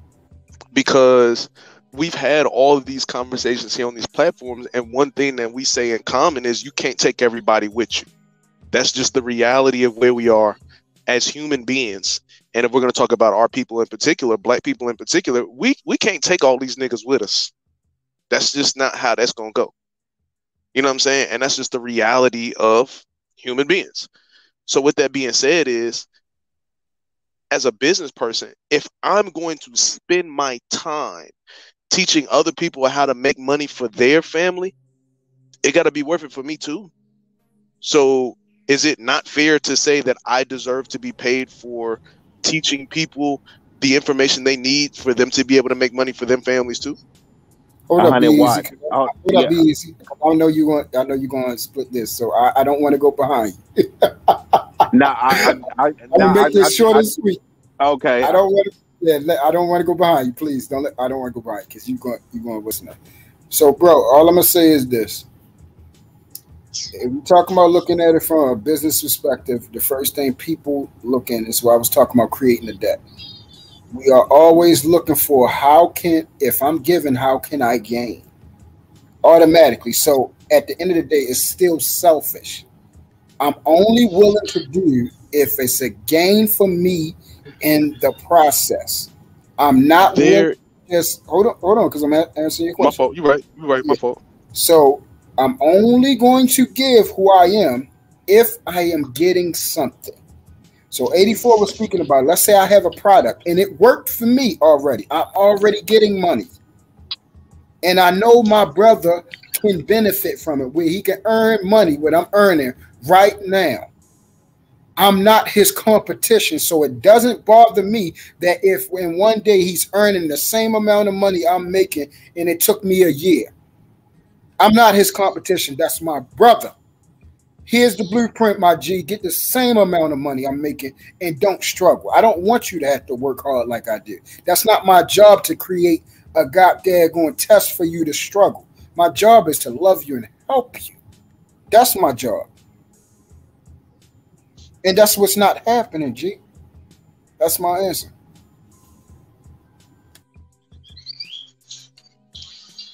Okay. B-Eazy was going to say something before you did. Yeah. I just want to say one thing real quick, because I don't think it's necessarily an issue if somebody truly did, have the blueprint and, they've worked hard for years, developed the knowledge and experience to say, hey, look, this is the certified blueprint. And I think that they should be compensated some type of way. Some people may want monetary or whatever. It's up to the person that's holding the blueprint. The issue that I have is that a lot of people is copyright infringement, pirating shit, stealing and plagiarizing, and saying I got the blueprint and here I'm gonna sell it to you. Come on, bro. If Sony is selling the 4K copy of whatever your favorite movie, and then I come and dub the movie or I film the movie on my phone and sell the same thing as the blueprint, is that really the same blueprint? And that's what a lot of people was doing, repackaging someone's true blueprint, remixing it, revising it, just like how many versions of the Bible is it? Here, this is the real Bible. Here, this is the real Bible. That's the issue that I have with. And and also some people will say, hey, I'm helping people, but how is that substantiated? Right? They'll say, hey, I have X amount of people sub to my Patreon, so that means you're helping. If you got 100 people sub to your Patreon, okay, what exactly are you helping them do? You're giving them game, but what? The free game that they can find on the internet? But these questions are not asked, and there's no way to truly substantiate, are those dudes' lives improving? A lot of those incels are signed up to that Patreon. Are they no longer incels? We don't know. We're just speculating and guessing. So that would be my issue with some people saying, hey, I got the blueprint, pay for my Patreon, because there's a lot of dudes running around that have been proven hypocrites, but they've been manipulative enough to get people to cash out their hard-earned money. I don't condone that. Now, where I can agree with you is there's always going to be people that's cheating the system. It's greasy motherfuckers in any piece of life anywhere, right? But I feel like I was listening to what Truth said, and I feel like, and he was talking about people wanting to get something back. I feel like that's in any exchange you ever have in your life. When you interact with your kids, you're hoping to give them something for them to grow and be better. All you're hoping for is just to get the love back from your kids, but you're hoping to get something back, whether it be love, obedience, following directions, going out in the world and being a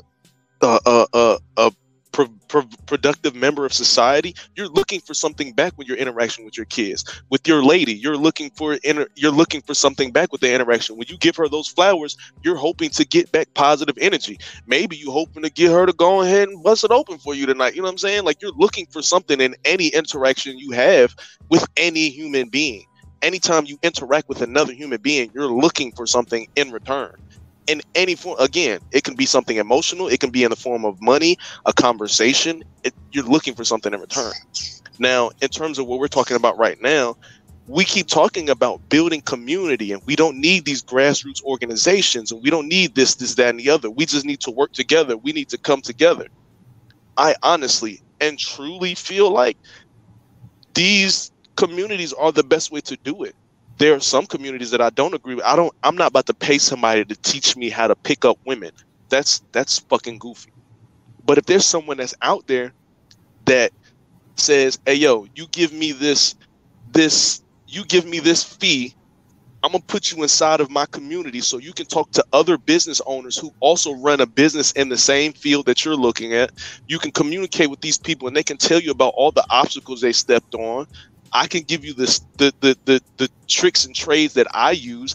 Even though I'm not the one that came up with it, I can give you the tricks that I use in order for me to become a money-making entrepreneur. The people that's in my community, they can vouch. Most of these people were able to quit their job and they were able to make their yearly income in a month. Like, I've been a part of these communities where people are actually coming together. Like, these are actual money-making people coming together and exchanging information. Like, I think that is exactly what the fuck we need. If we're talking about us as a community getting any better than what we are right now, that's exactly what we need, because that provides the best opportunity to be able to say, okay, this dude just want to come in here smelling like loud all day, and he just want to be ratchet. But these dudes over here actually want to pick up games so they can take care of their kids.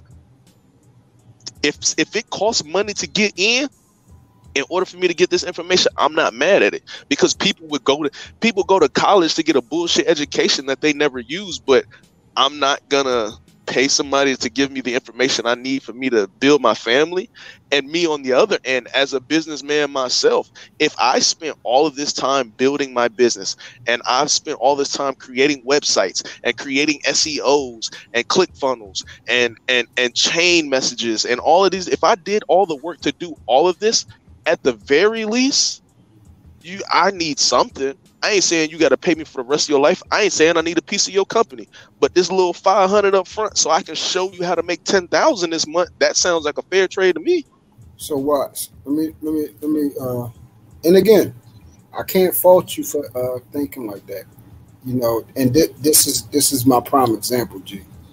We're so different at even down to the most minute things of getting. So the way you think, I think differently. So I'm gonna give you a prime example.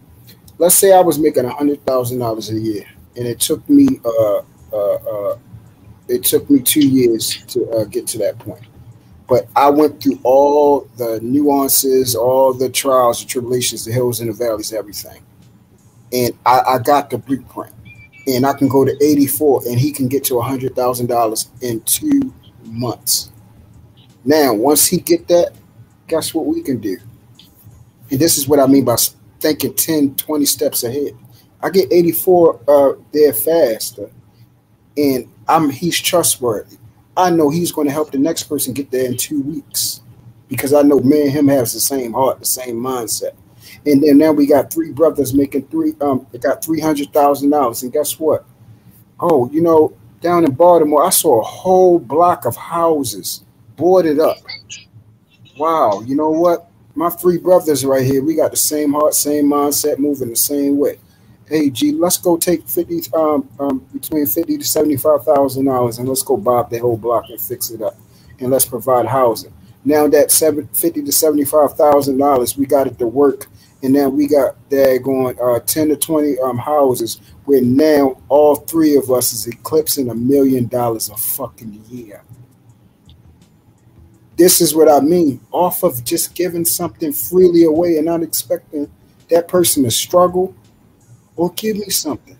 It's going to come back in return when you do it the right way all the time. If you just stop thinking about yourself for 1 second. And I'm not talking about you. But that's optimistic. That's optimistic thinking, though. Let me finish. But this is what I'm saying. Everybody, they don't want to take it off themselves for 1 second, and it can. And you're saying it's optimistic. That's the point. They like, look, I'll have to charge somebody because I might not get this money ever again. And this is what I'm saying. To be fair, both of y'all is being optimistic. Yeah, no, I know that, but I ain't want to throw that back at him. I know that. I'm still right. I'm being optimistic by setting up a business structure. That's optimistic. Hey, B-Eazy, I'm gonna let you. Let me finish this part. The scenario that you described. I'm gonna let you get it. I'm gonna just finish the part. 10 seconds.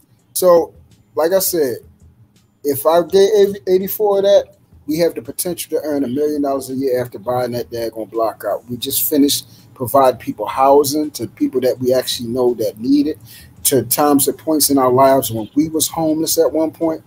The goal, I keep saying, the greatest currency is each other, bro. And until we understand that, instead of getting that dollar bill, ain't shit going to change. And this is why I don't want to hear shit from nobody, because nobody is doing shit on a morality scale. People is doing shit on a selfish scale to gain. And if that's the way you are, that's it. I don't think you're a horrible person. That's just your mindset. Go ahead, B-Eazy. Man, before we continue, y'all, gotta give a shout out to our family in the building, man. You know what I mean? Definitely. Johnson Different. What's good, baby? What up, Sean? Shout out to the family, man. Shout out to the bro. Yeah, we got an interview with John this Wednesday, man. You know what I mean? He's one of the Brodies. You know what I mean? Salute to B-Eazy. I know that's really his Brody for real, for real. He's our Brody too. But yeah, man, salute to the homie John, man. You know what I mean? Thanks for pulling up, brother. Yeah, you guys are definitely rocking, man. Like, as far as here I go. Yeah, you guys are definitely, man, rocking out, man. And I'm just enjoying listening to the conversation. So while y'all doing that, man, I'm just gonna be in the back, man, just creating these new thumbnails. But, wait, actually, hold on. We got somebody. We got the Queen royalty in the building.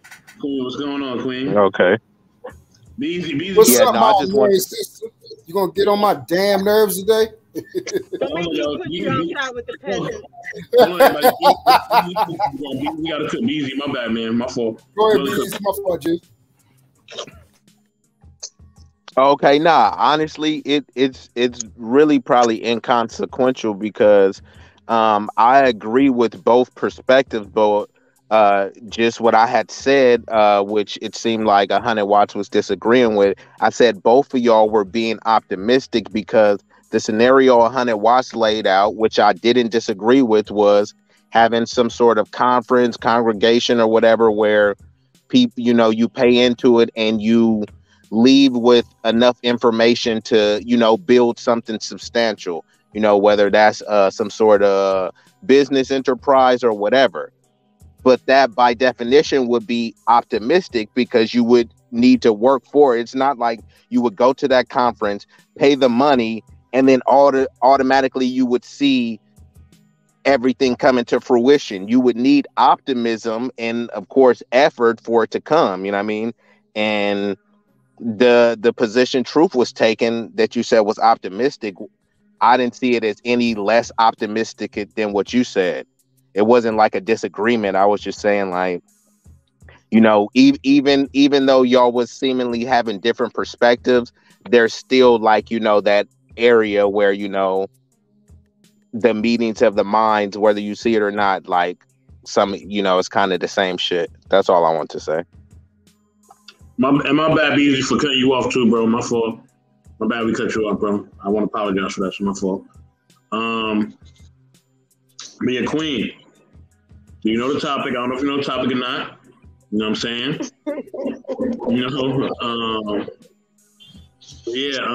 If you don't know, basically, do we need to bring back grassroots organizations? You know what I'm saying? Do we need to come back? Do we need to bring back the Black Panthers or the NAACP? Need to be in the inner city?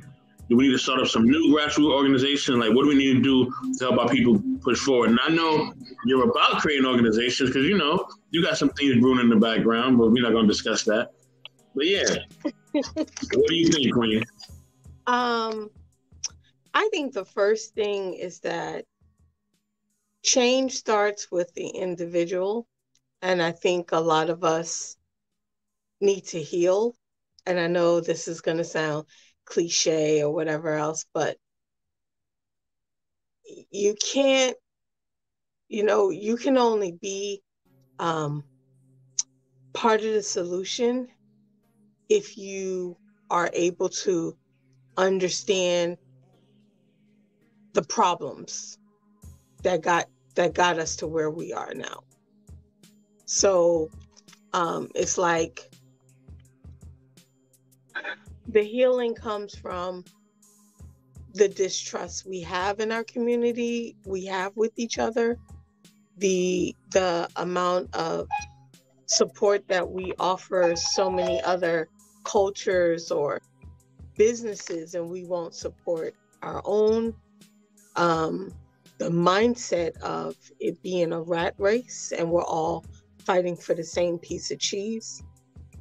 Because with that mindset, it's going to deter, it can have the potential to deter any forward movement or hinder it from really making and building up the momentum it needs to build up to make the impact that everyone's, I feel like, actual hearts are into making the impact.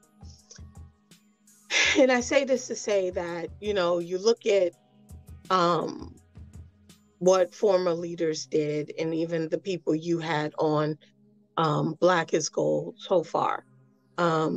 Yes, you can say their impact was not as great or whatever else, but when you look at the organization, the support, the yeah, like even to this day, I think from what I know, Martin Luther King's March on Washington was one of the biggest marches that were nonviolent, like, you know, and look at the impact. Yeah, you can say, oh, it didn't really do it. It did a lot for us. We may not appreciate it, but, you know, I do believe that the community needs to band together and really make the impact. Like, that's why I always believe in I always want to go back to my neighborhood, not necessarily my neighborhood, because I mean, it was okay. I didn't really grow up in the hood, but the community, meaning the East Coast, and give back and make an impact.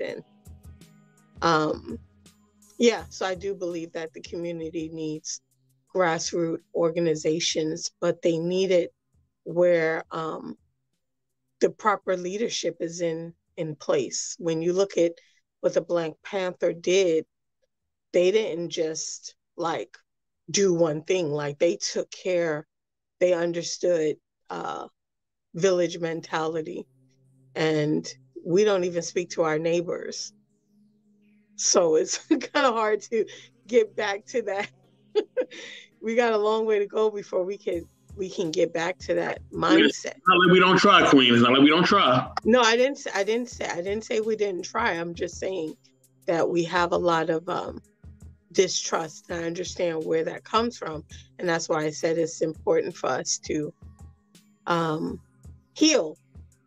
And I feel like we all just need a good kumbaya therapy. I don't know, like sitting around a campfire, roasting marshmallows, cry, tears, smile, laugh, joke, and be able to move on, you know. So, and a community camping trip. Huh? A community camping trip. Well, I believe in that. I know that one area. We should do more field trips like that. Not just that, but, you know, like hiking and, you know, just set them up, bike rides and stuff. Bonding moment. B-Eazy. You trying to set up some knowledge and relationship events, B-Eazy? Let's get it, baby. I think hey, bro, I had already... I already told M3 that I'm with it, bro. I actually used to throw parties, bro. Bro, no cap, bro. Like, I made 7,500 one night. You feel me? Now, I was throwing adult type of parties, but you know, the party is a party, bro. You feel me? I was charging like admission. You feel me? But like just a gathering. Like we would just random stuff. If everybody know about a jammy jam, like a pajama jam, we'll have them. Yes, sir. But I think before we get there, there's so much work we need to do. Like 60s, 80s, 70s, you know what I mean? Just little random parties where people get out the house, but even events too. They got like paintballing, hikes, horse riding, wine tasting, all of it, bro. Yeah.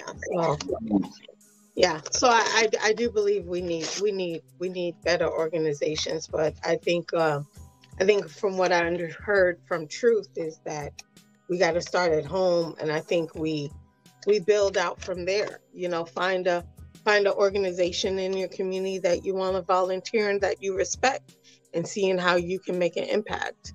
You know, big brothers, big sisters. That's always a great what Truth said.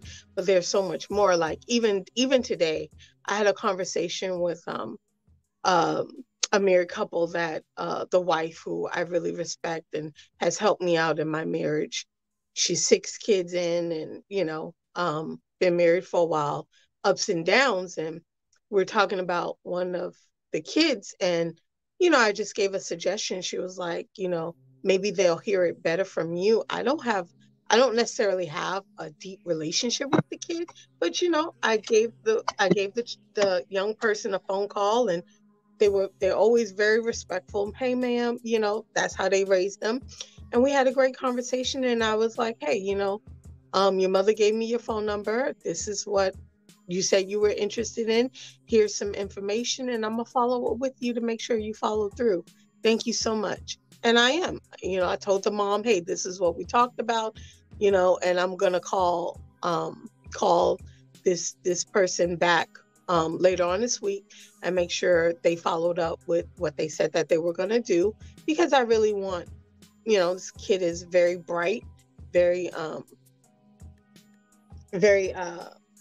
smart, and a very fast learner, you know, and I think sometimes things get in the way and block you, but you know, who am I not to share the resources that I have with whoever is willing to listen? So yeah, so I think it's just one conversation at a time, you know, and I think that's, you know, that's the impact, that's the momentum we need to get up to. You know, it's not going to take off fully in one push, but you know, as many doors closed, there's so many doors that are open and ready for me to walk through, and that's the impact I'm trying to make, you know. So yeah, we need all right, Auntie Queen, I see you, girl. See, shout out to the Okay, Auntie Queen in the building. What up, King? Say what up, Sherrod? What's good, baby? Hey, hold on. Before we move on, I just gotta ask Queen one question. I know you said that we should focus on healing, because I do agree with what you and Truth was saying, that, you know, I mean, I said it too, like you gotta lead your life and lead your household. If you can't accomplish that, then you definitely ain't gonna be able to, you know, be a leader of men in a substantial group. But in terms of the healing, what are some of the recommendations that? Hello? I didn't hear the last part. You said the healing recommendations? No, he said, what are some recommendations? What? Yeah, he said, yeah, what's some recommendations for healing? Well, I think the number one thing is to admit to the self-reflection first. You know, I think you can't move forward if you're stuck in the past. You're stuck in regret. You're stuck in, you can, I don't know if you guys ever seen those commercials where it shows like an emoji smiley face, but behind the smiley face, the person's really struggling with depression or something like that. And you can fake the funk, but for so long. And I think a lot of times we're unwilling to even admit the feeling of stuck or disappointment or discouragement, even in our own lives. Hey, this is where I'm at. This is where I wanted to be. And okay, these are the things that maybe led me here. So how do I get past that? You know, quicksand. Some people just need help out of the quicksand. And I think that's number one, the healing. It's just admitting that you're stuck in quicksand or you're stuck in some mud. Okay, I may need a little tug. What does that look like? You know, I always think about there's a I think she's a reggae artist, and it's a song that everyone's been using all of a sudden, and it says, I've been drinking more I've been drinking some alcohol in the past few days, you know, or something. Have you checked on me? Like, have you looked for me? Like, meaning that we see the person who was once the, you know, a little more vibrant, and sometimes we don't want to touch something that's going on in another person's life because we're afraid of what it's going to bring up for us. That's why I said the impact we make starts with ourselves first. Yeah. So I think just self-reflection, admitting that you need help, and, you know, and just going from there, you know, like, is, you know, like, yeah. I mean, I talk a lot. I don't have a problem talking and expressing myself or, you know, venting how I'm feeling. The problem is, what do I do with that? You know, that's where I get stuck sometimes. I get stuck in that rut of venting versus moving. How do I move past that? So that's where Queen is at. Yeah, B-Eazy. I second what she said. You know, the Oh, big you agree with me? Wow. the big trending word around these streets is accountability, but a lot of people don't understand accountability starts with self first before you can direct it on the outside. Like she said, identification, which begins the accountability, identifying that you even have a problem. Then you work on what is called self awareness and introspection. Then you Okay, begin you with to the do big work. words. Okay. You've been reading from I'm proud of you. Then you Truth begin, trying to maintain that top G status. Whatever. then you be then That you Truth begin. for Thursday coming at the Intellectual SoapBox. I know Truth for Thursday's coming. We Yeah, about to beat I'll some be there heat.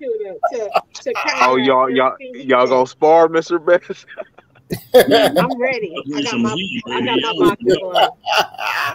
So yeah, like and then you just begin to work, and like she said, have some people that are not enablers around you to help you. You start getting in that, like she said, that quicksand, because you're going to need people when you want to coddle yourself and want comfort, because it can become painful.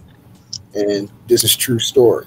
You feel what I'm saying? It can become painful when you finally start doing what I call mirroring up and start really evaluating yourself and seeing how ugly you are versus how pretty of a picture you put up to comfort yourself in. It can be very painful. So you need people to, to ride out with you and not to so much comfort you for where you get back in your ways, but for you to continue. You I know, think to do just that asking hard. people close to you, how do you feel about me? How do you feel about my friendship? How do you feel like how I move? How do you feel like I Yeah, communicate? People tell you, you just yeah. don't ask if you don't want to know, because sometimes that's why I haven't asked, because I really don't want to know right now, but eventually I do. Yeah, so Yeah, I I'm would just say that's don't joking. ask. I'm joking. yeah, No, I no. ask. So Hey, don't. Hey, truth. Let me ask you something real quick, because I would definitely wanted you to expound on something that you said. okay. Because I do agree with you. Mhm. About not having enablers, and anybody else on the panel could pick this up too after truth. But I know some people, for instance, I'm gonna just use Kevin Samuels, right? Some people Mhm. will say, "Hey, I supported his message, but I didn't like his delivery," right? So there are some, especially when you're around men, there will be some men that will try to not be an enabler, and they'll try to say, "Hey, look, truth." You messing up, right? I may say it in a nice way, and it may not be well received. You may just ignore me, and I may I can't hear you, bro. might block me. You might unfollow me. You might stop answering my calls because I wasn't enabling the bullshit that you was on. So could you kind of speak on that, like how with the introspection, you got to be able to see that some people was calling you out, not because they hating on you, because they know that you're better and they want to see you do better. You could rock out. Well, I'm gonna Yeah, build on so, that once she's done. I'm definitely gonna build on that shit. Go yeah. ahead. So and this is the thing where I tell people, like, because I'm a prime example of I'm not an enabler. And if I tell people all the time, you want a friend, I'm a quiet taste, bro. I keep it straight. I'm going to let you know straight up, you fucking up. You need to get that shit together. I expect you to be a better person than you was yesterday, a great person today. Same thing I put on myself, and I'm the harshest critic. I'm going to do the same thing for you. We're going to be forged through this fire. And like you said, through introspection, it was done with me years ago. I had someone to come and challenge me, who is my brother still to this day, locked in. And one day he came to me and told me that, he said, man, you know what, man, you know that word and everything like that. You got it on the back of your hand, but let me ask you a question. Um, why don't your lifestyle and your behavior don't reflect what you're reading or what you're saying? And when he said that shit to me, easy, I got pissed. Pissed. But one thing about me is what my name is. I recognize when somebody's telling the truth about something. So I called him up later, asked him, hey, bro, you want to go sit down at BW Dubs and have dinner and everything like that? And we talked and everything like that. And he said, man, you know, I ain't mean to make you upset. I said, no, actually, that's why I wanted to come sit with you. I said, I don't really have people around me that challenge me like that. You know, when you're put in a position of leadership, a lot of times people will do it. They follow you, but they also fear you instead of having reverence for you.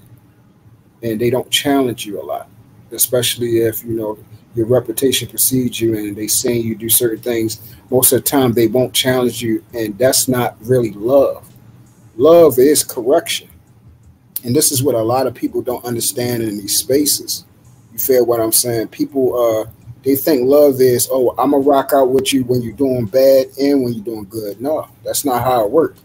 I'm not going to be one of these people that allow my boy to have a gun in his hand, and then when he get locked up, I'm saying, yo, free John, free Ray, free whatever, when I had the power in my hand to make sure that gun got out of his hand.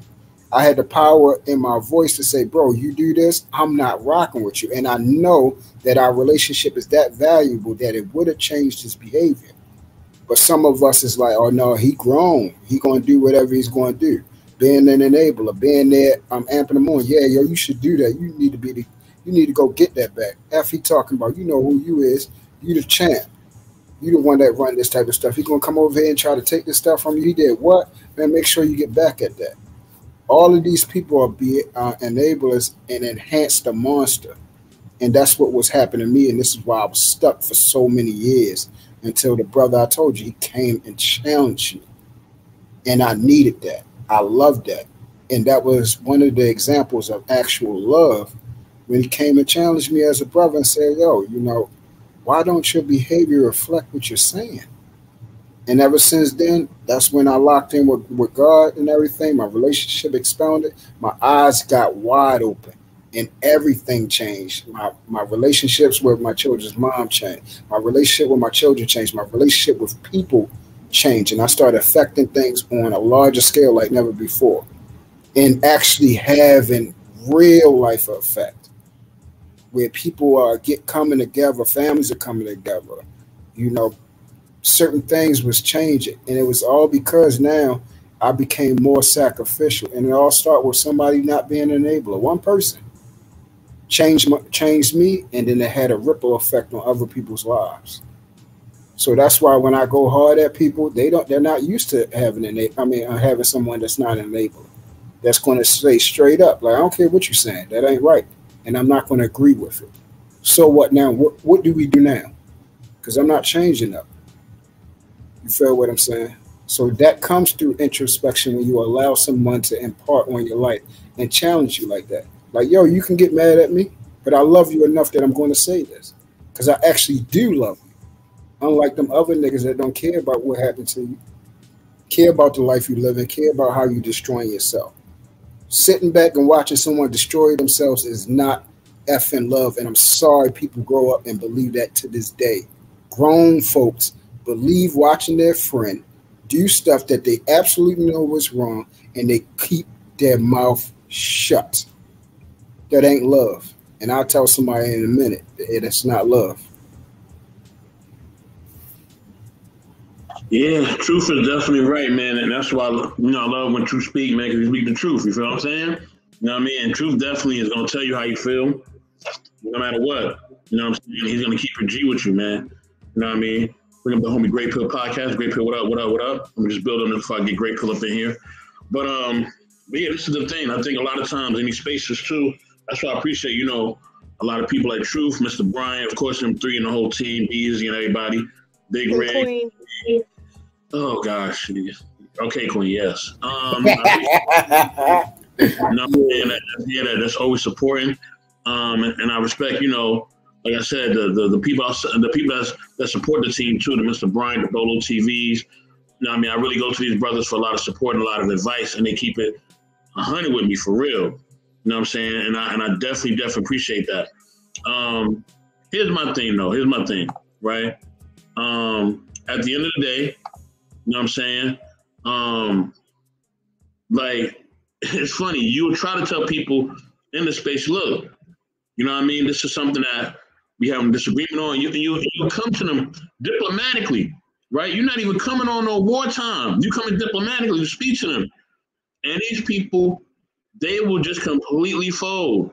They will completely not even, try to make things work. Yes, sir, truth, you already know. You know what I mean? So that's the problem. You know what I mean? We talk about we want to build community and build this, and we have all these great, intellectual points, and we can speak so well. but when something really happened, and somebody really try to talk to you about a real situation, you fold. You know what I mean? You fold, or you don't want to be held accountable and responsible. You don't want to talk about it. You know what I mean? You really want to deal with your actions, deal with the action that you've done, or even talk about how you really feel about what they've done. You just rather, just move to the side. You know what I mean? And we have that in the space. You know what I mean? People acting like that, those are the people that are weak. You just got to get rid of them. You know what I mean? Don't even associate with them. Don't do nothing with them. Just get rid of those weak people. They weak. You know what I mean? We ain't got time for the weak ones, all right? You know what I mean? And if they want to be weak, let them be with other weak people. You know what I'm saying? They'll have their little fellowship and their little gang and their little circle or whatever. But over here, we with the strong, bro. You know what I'm saying? If you with the strong, you're gonna roll with the strong. That being said, I gotta bring in a strong person. Great Pill Podcast. What's up, baby? Hey, hello, everybody. I ain't shit. I am weak. I apologize. Oh man, and I agree with all that. Who said that? Shout out to Great Pill. Let me look at your avatar. You have your avatar stare at my avatar, right? It's all good, bro. Have you been listening to the conversation? Do you know what we're talking about, or do I need to give you a question? You can. I was hearing truth, and then I was hearing what you were saying. So I'll piggyback on what you're saying. I 100% agree with what you're saying. I think that I don't know. This is how I see it. People that talk a lot of game, that's pretty much got to walk the walk and talk the talk. You know what I'm saying? And have and just learn how to separate the two. If that makes any sense. And I'm talking about whether it's just YouTube or just real life. So we'll speak about real life because I can really care less about YouTube politics as far as personal people, because 84 and 3, just the whole the family clan of non-relationship, they do understand that what their channels is about and what their niche is, so they follow what they need to follow.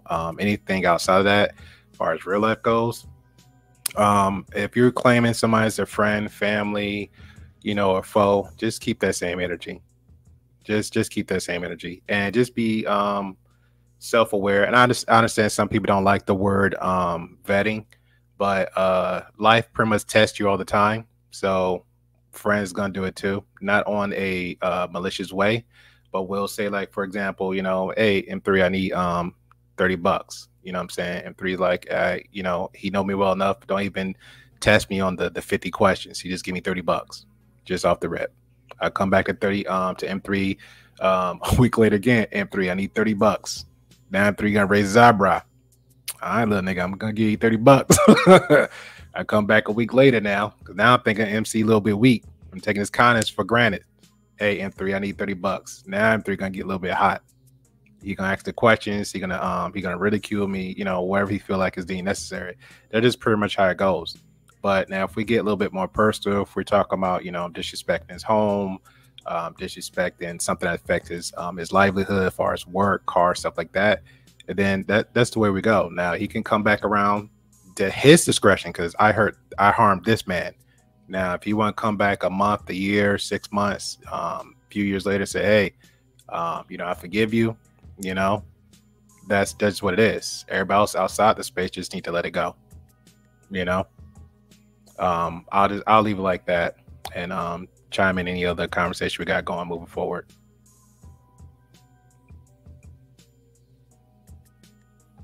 I'm done. I don't long stroke stuff.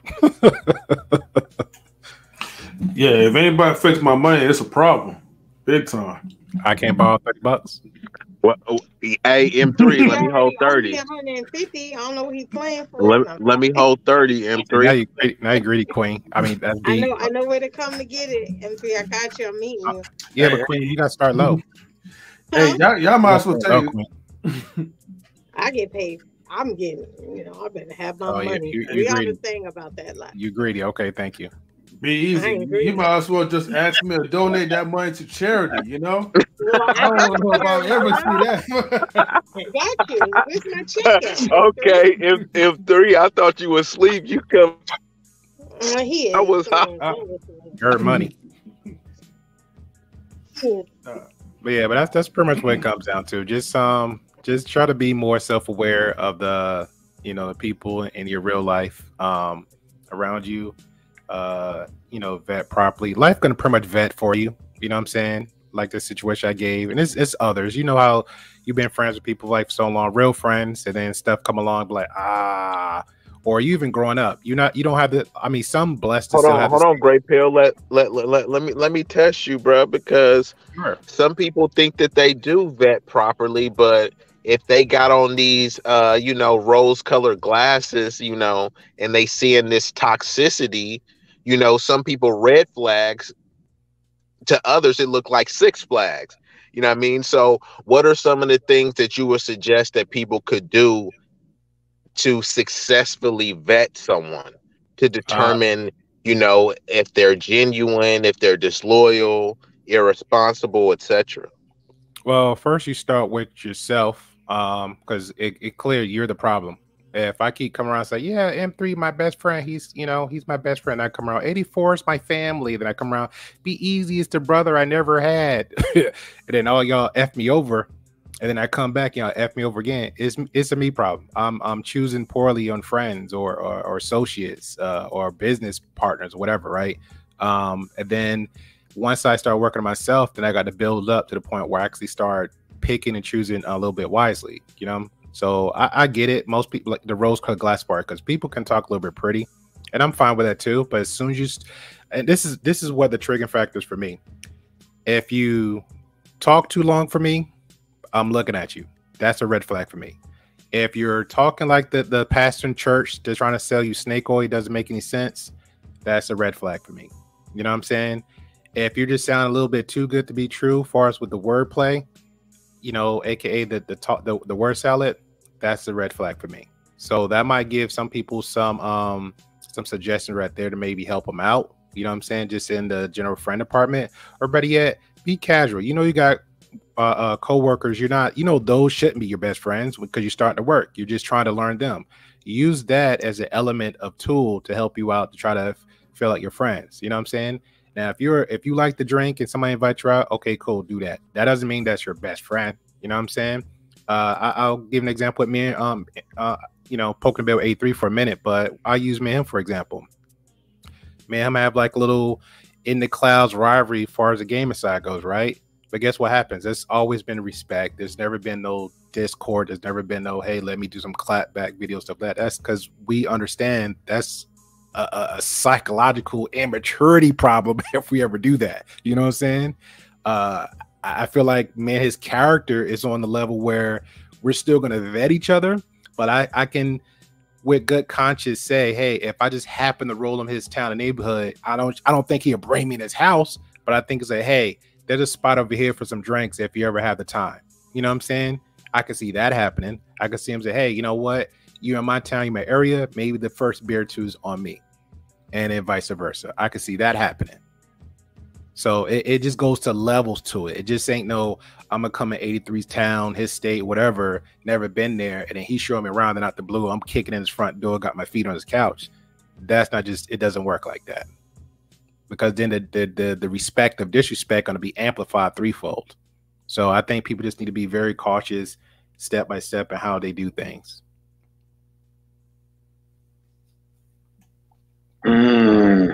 Cool, Mr. Best. You got something to build on that? Man, about the vetting. I would love to hear M3 because M3, you've been sleeping tonight, bro. The whole problem.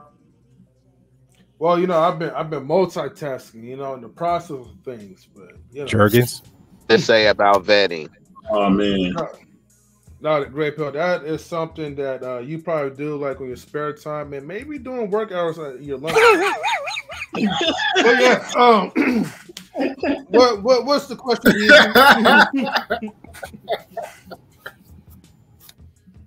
But Bees, what was the question? So the question I asked the Gray Pill, because he was speaking about the importance of vetting. I was saying, what are some of the procedures and tactics that you would recommend people use? Because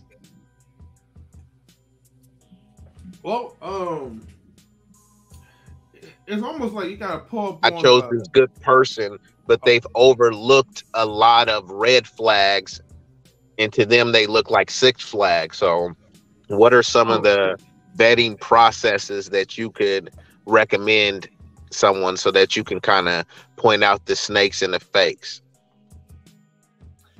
Well, okay. You know, it depends, like, okay, how well you know that person. Let's say, like, if you're trying to do like some type of collab or whatever, you're gonna be wondering, right? Okay, does this person character can actually fit into something that could like be lucrative in the future? You know what I mean? Like, let me give you a question for an answer, right? Like, would be easy, right? Let's say, like, you know, you're doing like some rapping stuff, and you and John, Sin is trying to do a video. Now, would you more likely do a video with him as opposed to doing a video with Gray Pill Podcast? You know what I mean? Like on some rapping type of stuff. And I'm for sure most likely you're gonna probably choose like John because John has some credibility. You know what I mean? Like, you could probably count on your homie, right, to actually come through on time and, you know, help you shoot a video that relates to like music. Now, let's say like it could be, let's say like if it's like relating to like politics, video games, whatever type of stuff, right? That Gray Pill is good at. You're gonna be more inclined to like, you know, work with somebody that actually has credibility in that type of field. So in other words, I look for people where I see fit in that, which I have to like really take the time to kind of analyze the strengths that the person has and the passions and what are the things that people are less passionate about. Because if you're less passionate about doing something, most likely they're not going to really follow through on it. But if you find somebody that actually that you could kind of decipher, okay, does that person's level of passion matches your passion to something? Most likely, you know, you guys want to be rocking the floor together because it's like that synergy is so well connected. It's like you guys have like a purpose, a common purpose in mind to really try to get out there and do something. So I just pretty much analyze people and find out like what they're really good at before trying like, you know, to like invite them into something that can be beneficial or it could be a disaster. So take the time to kind of get to know the people around you, know your surroundings. So when you say you take the time to get to know them, what does that entail? Emails, texts, phone calls, video chats, all of the above, or what? It could be all the above, but honestly, for me, I would rather. So I'm more like a phone person, right? I would rather contact you. Well, here's the thing. Let me put it like in tiers. If I'm not able to meet you in person, I would rather like, you know, do like a video chat. One, I want to know who you look like. You know what I mean? Yeah. I want to see like that type of body language. You know, are you confident? Are you bold? You know what I mean? Did you got your shoulders relaxed? Or do you tense up like a bitch? You know what I mean? So I'm looking for all these type of vibrations in that person to see like, okay, where the energy is matching at. Now, if I still can't, you know, do like video chat or whatever, I mean, I'll talk to you on the phone, you know what I mean? Just to try to pick up some type of vibration through a person's voice. See if the person's voice sounds confident, or am I hearing some type of crackling? You know what I mean?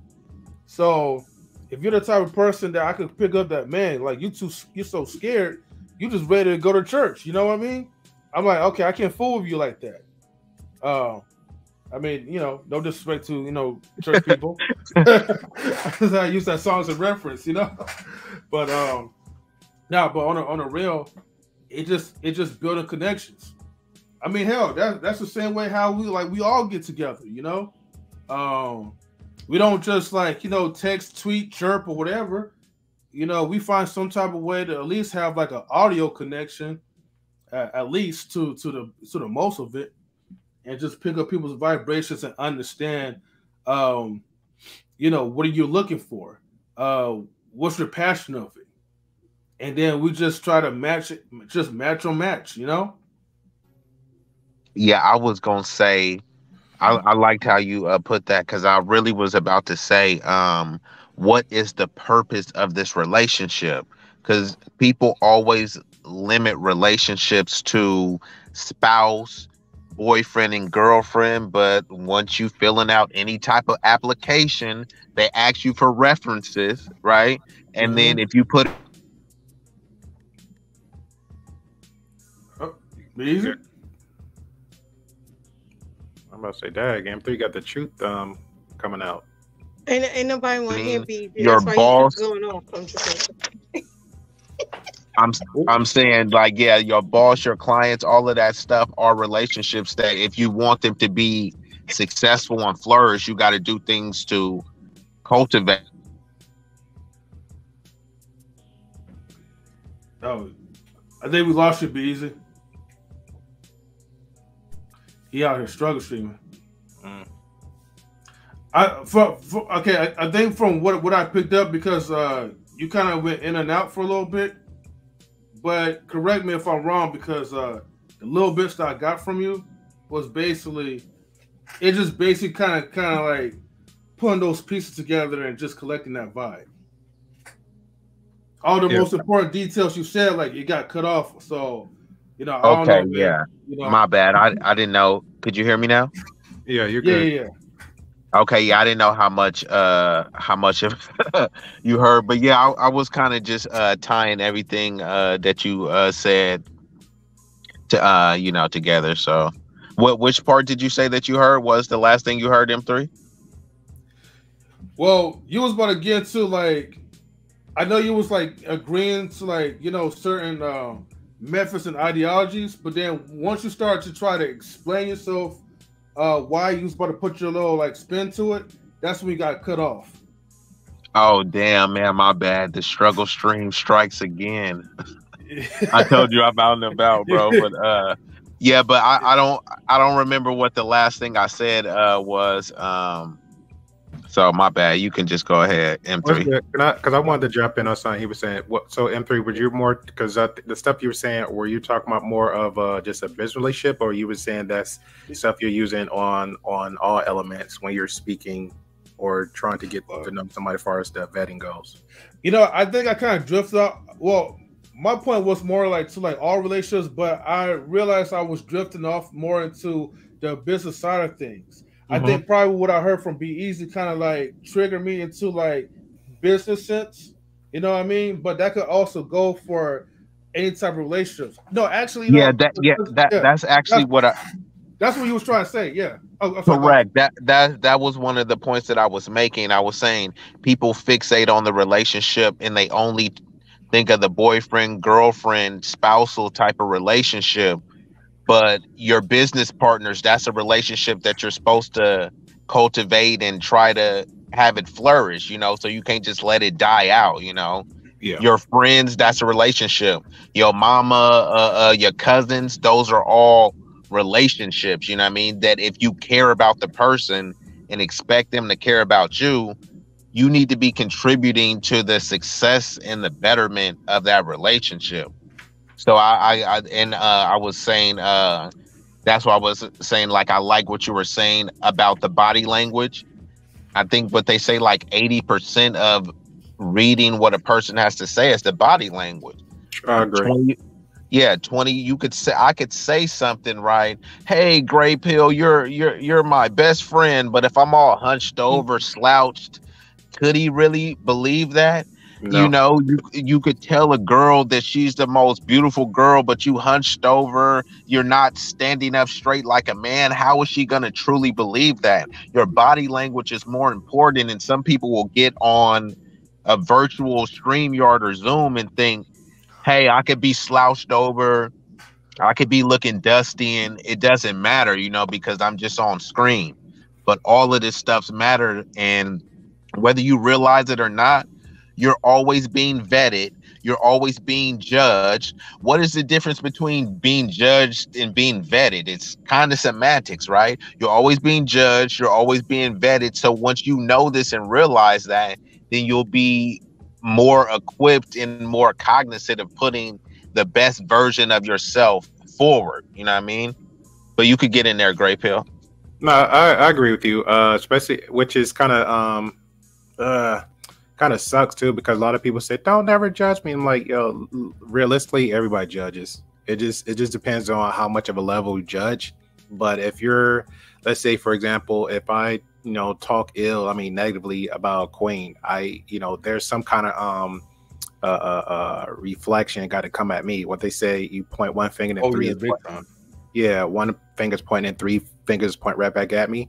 Now, if she's asking me in general, like, hey, what do you think about this? Do I look fat? you just heard a giggle and laugh, and then I'm after that I might lie. Oh, you look good, girl. You know what I'm saying? So it is what it is. That's to most it might be light and fluffy. To others, that's like got a little bit of a mental imbalance. That might be a little bit severe, but you still got to be just cautious of who you're talking to. So literally every individual is different. And now we can come back on to like these spaces, just media period. I think when most people they come on, instantly for me anyway, I say, hey, I'm gonna give this person the utmost respect off the rip, because I don't know you, you don't know me. And then over time, I guess that's where the life expectancies come in, the vetting process come in, or everything above you said earlier. That's when those little trials and tribulations come in, and then people start somehow in their head might judge you from tit for tat, or they'll chip away that was the smooth edges, because I came in with respect, you came with respect, and now they're chipping at it where it become a little bit rougher and rougher. It's like, wow, how can you become back smooth when you may feel like you ain't doing anything, but the other person might. So it's like, it's kind of weird how that goes, but I think it always come down to just instead of action, just upfront communication. I see 84 and I see M3 do it a lot, so I think that works so well in their favor, and it doesn't really bounce back to them like in a negative way. So it won't be like, hey, there was never a conversation, there was never some kind of discord, there was never anything. You know what I'm saying? It's like I think 84 said it best. He can correct me. How I am in the outside is how I am in the inside. Meaning on 4K, yeah, we may be that character, but I'm still gonna be me. But then if I go behind the stage, I'm still that same character. Then you might see a different type of character with the other party. You know what I'm saying? And then again, jumping further off away from camera, like I said, me or M3 might be meeting up. My character might be a little bit even more differently than like 84 gave a great presentation of, hey, I might be looking at Gray Pill's body language, blah, blah, blah. But if he's seeing all three levels of, okay, he is like he is on 4K, he is how he is behind the scenes, and he is who he is in real life, then yeah, then I have no reason but to like give him either more levels of respect and accountability on who a type of person he is. That's just it. You gonna rock out, Mr. Best? Yeah, I mean that's all facts that what Rachel was saying. Like, you know what I'm saying? And understanding that social media, you have to use it as a tool, as a resource, in order to develop certain things that you're doing, and develop certain movements, in order to develop certain, things that you're pushing. You know what I mean? It's used for that. You know what I mean? You gotta have people that are, they may not agree with all the points that you are talking on. Our talking points have to be different. Or they will be different, right? Yeah. But overall, our goal and what we're trying to achieve as content creators, that's that, a lot of times that's mostly aligned. You know what I'm saying? And even if that's not aligned, those are things that we could just work out. We could work it out behind the scenes. We don't have to do it on camera. know what I mean, we can work it out behind the scenes so that, you know, we're moving as a unit and nobody's feeling like, yo, you putting out this content, but, you know what I mean, I feel like it's being disrespectful, or I feel like it's not being, you know, actually, you know what I mean, informational or credible or even entertaining. I feel like you just putting on just to put on. You know what I mean? Then, you know what I'm saying? Or you just clout chasing, bro. Like, you know what I mean? Like, so we call each other out and we call each other to the table. Yeah, man, like, you know, as not as just men, but as human beings, we got to take accountability for it. It's for the women too, you know what I mean? Women content creators. If they doing something that's out of pocket, we got to hold them to the task too. They don't get an easy pass just because they're women. That don't rock. We hold them accountable just like we hold the men accountable. So yeah. But I'm 84, but I'm still cool with that. Like, because when you mentioned about the you know, let's say throughout the cloud thing that change, the cloud chasing thing, right? I'm even cool with that. At least I'm aware of, you know, if that's what you're doing. But now if we're like, now me and you business together and that doesn't sync up, then yeah, we got to figure out a way and move forward. But if that's just who you are separately, I'm cool with that because I know. You know what I'm saying? So I'm good with that on that little piece. If I could real quick, I'm gonna get out the paint and let y'all cook. But I'm listening to y'all talk, and it's amazing how the cliche applies to this conversation in so many aspects of working on yourself first. You ain't going no damn where. No. No. But y'all went from talking about enablers to vetting people, and in both of those situations, knowing yourself is the best way to get around all of it, right? Because an enabler, the only reason people have enablers around them is because they need outside validation to validate themselves. They need other people to say, you that motherfucker. They need other people to say you're doing your thing in order for them to feel good about what they're doing.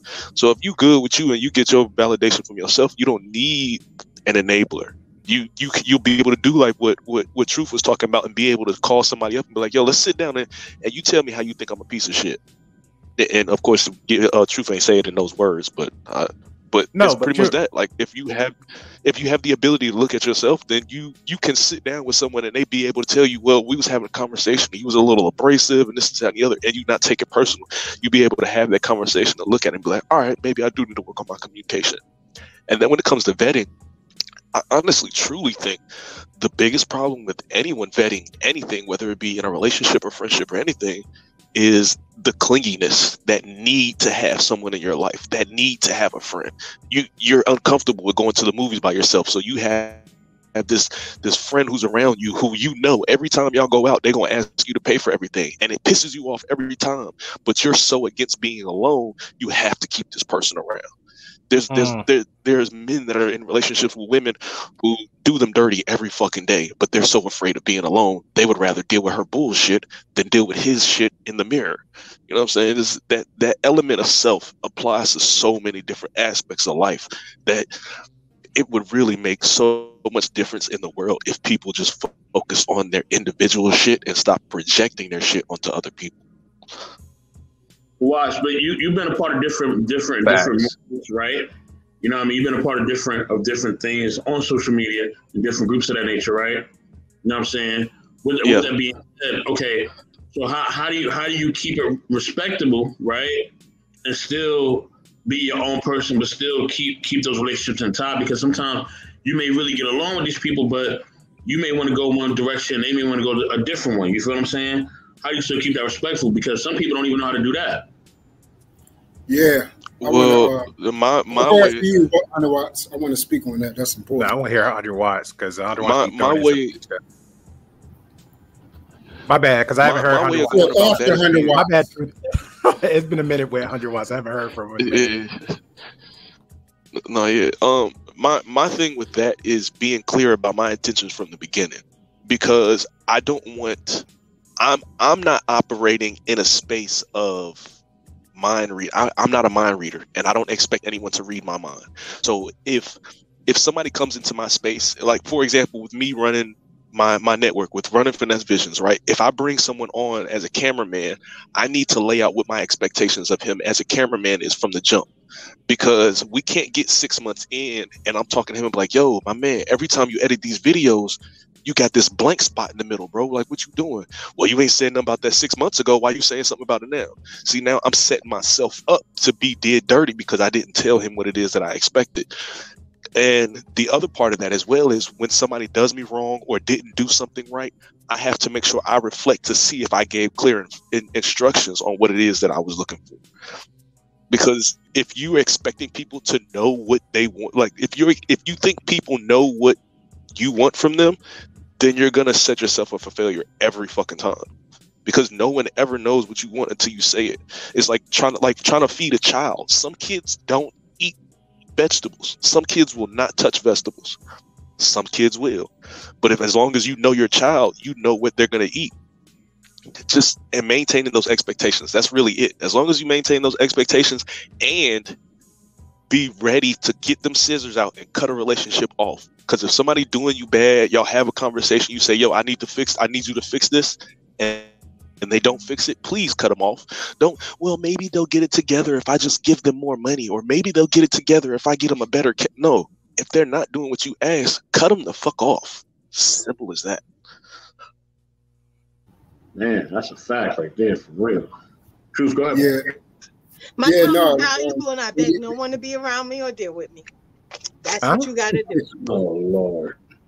Yeah, Hunter Ross, I agree with you. I want to just in these spaces, that's a lot of relationships get divided because a lot of people do not stand on what they supposedly believe in. This goes into the so-called community as well.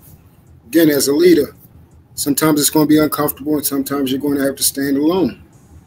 This is where we see all these heroes and comic books and video games that we like to play. What? The hero stands alone. You feel what I'm saying? And a lot of these people that so-called call themselves leaders, they don't want to stand alone. They want to do what's called tickling of the ears to make people feel good about themselves, especially the people in their chat, because they get that adoration or that instant gratification, what I was talking about earlier. For me, everybody know this about me by now after being in these spaces for 2 years. Truth got his morality code, and I'm not going no past that either way. We either gonna rock out, we rock out. If not, not. But you daggone sure ain't coming to me about morality. If I see you hanging out with some fucked up people, and we both know that they fucked up, and we both know that they trash and scum, but yet and still, you still continuously hang out with them. You still continuously act right. Still continuously do these type of things over and over again, and supposedly you're not this type of person. That's what you're telling me. Hold up, I don't do this. I'm not that type of person. I don't move this way. I don't. So then, why the fuck do you want to be around something like that? I'm confused. Like anything that I don't represent, I don't want to be around that shit. You're not comparing me to that shit. I don't even want people to even sniff that if it ain't my shit. That came out of my ass. You feel what I'm saying? I'm not stepping in nobody else's shit. Yeah. So that's where the problem is also. Until people are actually able to have what's called integrity, real integrity, not the root word, not the buzzword that's going around. I stand on this rock, even if I'm standing the fuck alone. Might be a mud rock. Nobody was doing. I don't get out. Nah, M3. Don't put an organ. Go ahead, Andre, because I think understand what I'm saying. Don't put an organ. I think I was thinking as Truth was talking, I think Truth is a great example of what I was talking about a second ago, because there was a time where I was real heavy on the internet. Like I was on the internet every day, like 12 hours a day, just real heavy. And Truth and I, we had an opportunity. We had a space where Truth and I, we were talking about putting the show together. We were talking about putting the show together, and from the very beginning, I told him, I was like, yo, I really want to do this, but I'm having problems with my scheduling right now. Between handling everything I got, plus my job and taking care of the kids, I'm having a problem with scheduling right now. I want to do this. And me and him, we was rocking for about a week or two, and then my schedule just became a problem. And I feel like because me and him had that conversation, and it was clear, like, yo, I want to do this, but I'm having problems. It's like, once it fell off, I feel like Truth was like, all right, well, he'd let me know like what was up. It's not like I was being funny or ghosting him. Like he saw what was up. And every now and then I pop into space whenever he see me, because of exactly what he was just talking about. Because he knows, I mean, he don't know me from you know, a can of paint for real, other than what we do on these YouTube spaces. But based on what he knows of me, he know I don't stand for no bullshit. I'm not about to be out here condoning putting your hands on women. Like, I'm not out here condoning. It's like certain shit that he know I'm not with, so he's cool with. Hey, I ain't seen Watts in 2 months, but when he pop up, I'm gonna fuck with him because I know what he's about when I speak to him. But Watts, I get what you're saying, but that goes back a little bit to what me and 384 and what we were saying earlier. It comes back to that whole when y'all first came in, you came in as, hey, all in with respect. I'm gonna give him respect. He gave me respect. Y'all had a little conversation, and then you still show the same character between y'all two guys. That's a little bit differently versus most part what Truth was saying. Because and this is me, Truth, because I pretty much try to speak as general as possible because I I try to. But a little bit what you're saying, and this is for me. You can correct me wrong. I feel like a lot of that is going by. We're talking about a little bit of the reflection part. It's like, hey, your experiences moving forward. Now we're talking about these spaces. I mean, this is where people individually have to separate themselves. How? Hey, I think I asked a random content creator, and I see him just start acting wild to left, and I say, hey, I happen to come on and say, what's your content, what's your platform about? And that person was like, hey, it's about this, that, third. Okay, cool. And I shut up. Now I'm watching and waiting. If it's not matching up to what he's saying, okay, cool. This is not for me. That's just how I think how it goes. Now, if we're on the field of that little conversation you said earlier, like, hey, if this are either content creator or person in the space, it might be a chat, because I might be buddy with, Hank, man. It might be the best chat buddies, you know what I'm saying? But we don't know each other. And if I see Hank over one chat and I see Hank over here and he's agreeing to something, I'm disagreeing with something, that shouldn't correlate to like, well, it's a F you Hank. It's just Hank gonna be where Hank gonna be and Gray Pill gonna be where Gray Pill gonna be. You know what I'm saying? And so it shouldn't be let me fan the flames of disdain on Hank because nobody's not seeing what I'm seeing, because Hank is either a chat person or a panel person, but he's not a content creator. But if we're seeing those spaces, then if you come across certain people, then have that conversation. Like, look, I think me and you cool, and I'm seeing something a little bit differently, so just be aware of it. But me personally, I'm not going to directly just say, yo, B-Eazy, by the way, Hank is a piece of shit. just forewarning you.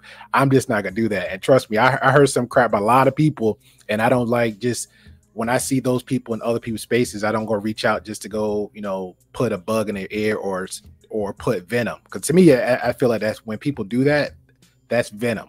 You know what I'm saying? Because I don't know, because everybody, like, especially when a lot of people, and this is the vibes I get from you, Truth, because I hear that from you come off with a very religious aura about you. You know what I'm saying? So I try to keep I keep you on that pedestal because that's what I see of you from time to time, right? So at the same time, if that person speak on that level, I can't be like, hey, let me go to B-Eazy about Hank because I saw Hank do some shit like 6-7 months ago. And then he pops up every other month and doing the same thing. And then I go to Hank like, yo, Hank, I keep seeing him in your space. So, just let you know he's a piece of shit, blah, blah. To me, that's spitting venom. So I'm no good. I'm no better than the next man. Hank needs to see that for himself. Now, the best I could do for Hank, for example, is like, yo, Hank, I see this person in your space. I'm just going to warn you, just be careful. And I'll leave it like that. You know what I'm saying? Or that person that I had an issue with, or if I didn't, I'm just so neutral. I like, look, Hank, my man, I know you come with baggage, yo. Just be careful, man, because I don't want Hank to have that little backlash or that crowd of disdain come to you. And that's it. Now Hank got to figure it out for his own. At that point, I can't dog walk him. I can't cater him. I damn sure can't pander to him about somebody else. And it's one person. Now we're speaking again about the space. What's that? Collectively, 5,000 people. Yo, everybody just got to figure out what they need to figure out on social media at that point. Yeah, so this is the thing about that, G. And this is the thing. Nobody should, like you said, people have to make a decision on their own. I haven't heard nobody say basically what you're saying. I'll use myself example. I don't give a fuck. Yeah, I'm speaking in general. Y'all should know this by now. So, for me, I've made it clear. I never told nobody to take no sides, but I told people, I said, if you fuck with me and you want me here, then yeah, it needs to be a situation, because either a certain individual is going to be here or I'm dipping. And you need to make a choice. It's about who's valuable. Yeah, but why even? Let me challenge that then. So why even do that? Why, let's say we'll use this whole as an example right here. If I do not like 100 watts, I was about to explain if you let me finish. Oh, sure, go ahead. Yeah. So again, it's just like if I have a business opportunity with somebody, and they like, hey, I haven't seen you in a while. Where you been at? So they're asking a question. So I'm not going to just say, no, I gotta go or whatever. No, if they ask a question, hey, bro, we supposed to be working on some things. Like, where you been at? What's the problem? All right, so this is the issue. Oh, damn, I ain't know that. All right, so damn, I ain't know that's going on or whatever. All right, so I was like, all right, so I'm about to dip. No, what do you mean? What do you mean? No, I ain't know that was going on. Shit, I got you, whatever. You know what I'm saying? Because people, it's like if I'm working with somebody, I value the person that's putting input into my shit, who the person I'm working with, versus somebody that's not adding shit and all they doing is sowing disdain. That's how I think. I don't expect everybody to think how I think. Very rarely have I found anybody in this space that think like how I did. That's just how I move. I move with a certain type of integrity. I'm not going to be around with certain people that if they go against exactly what the fuck I constantly preach about God, family, marriage, friendship, brotherhood, all the things I've been talking about for almost 2.5 years. And then I'm going to be around somebody that violates that. I'm a fucking hypocrite. Anybody that says that type of shit and they stand for it is a fucking hypocrite, and I said it. Well, this was two things there. You said if anybody doesn't stand where I stand, I think that's for me. That's not what I said. I said if anybody stand on if they go against what they said. So if I say I'm about brotherhood and they say, yeah, I'm about brotherhood too. But then it's not about brotherhood. Then yes, they're a fucking hypocrite. Not because I said it, because they said out of their fucking mouth. Now, if they said, hey, I'm down for whatever, that shit don't matter to me. Then I say, okay, cool. That don't matter. Okay. That's so what if they don't say it, but they're first showing it, then they're not showing it? Oh, double-minded man is unstable in all his fucking ways. Okay. I don't want to be around no fool like that. All right. Now the other part about the business side. I'm not even gonna be around that person. Yeah. Now the business part side is you're speaking about like using Watt example. I totally get that, because like Watt said, you're both y'all having set standards. There's no expectations outside of what the conversation was and the contract. I hope, because again, if it's usually a consistent business, then you have something writing up, whatever. Now, can you use that same thing as real life relations?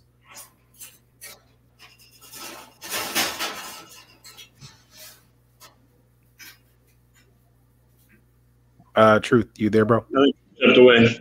Yeah, say that again. Oh no, I was asking. I was like, I get 100% get what you're saying with 100 watts and the relationship aspect.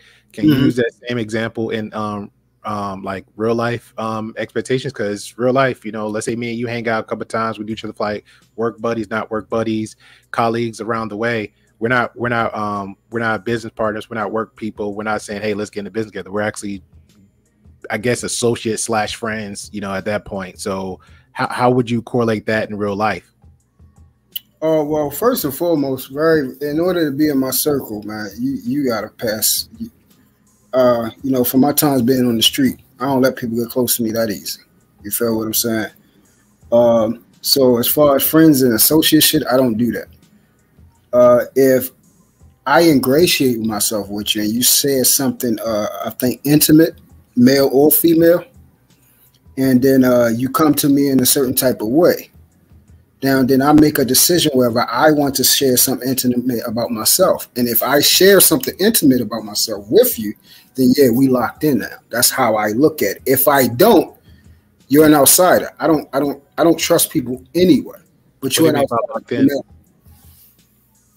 What? What do you mean by locked in?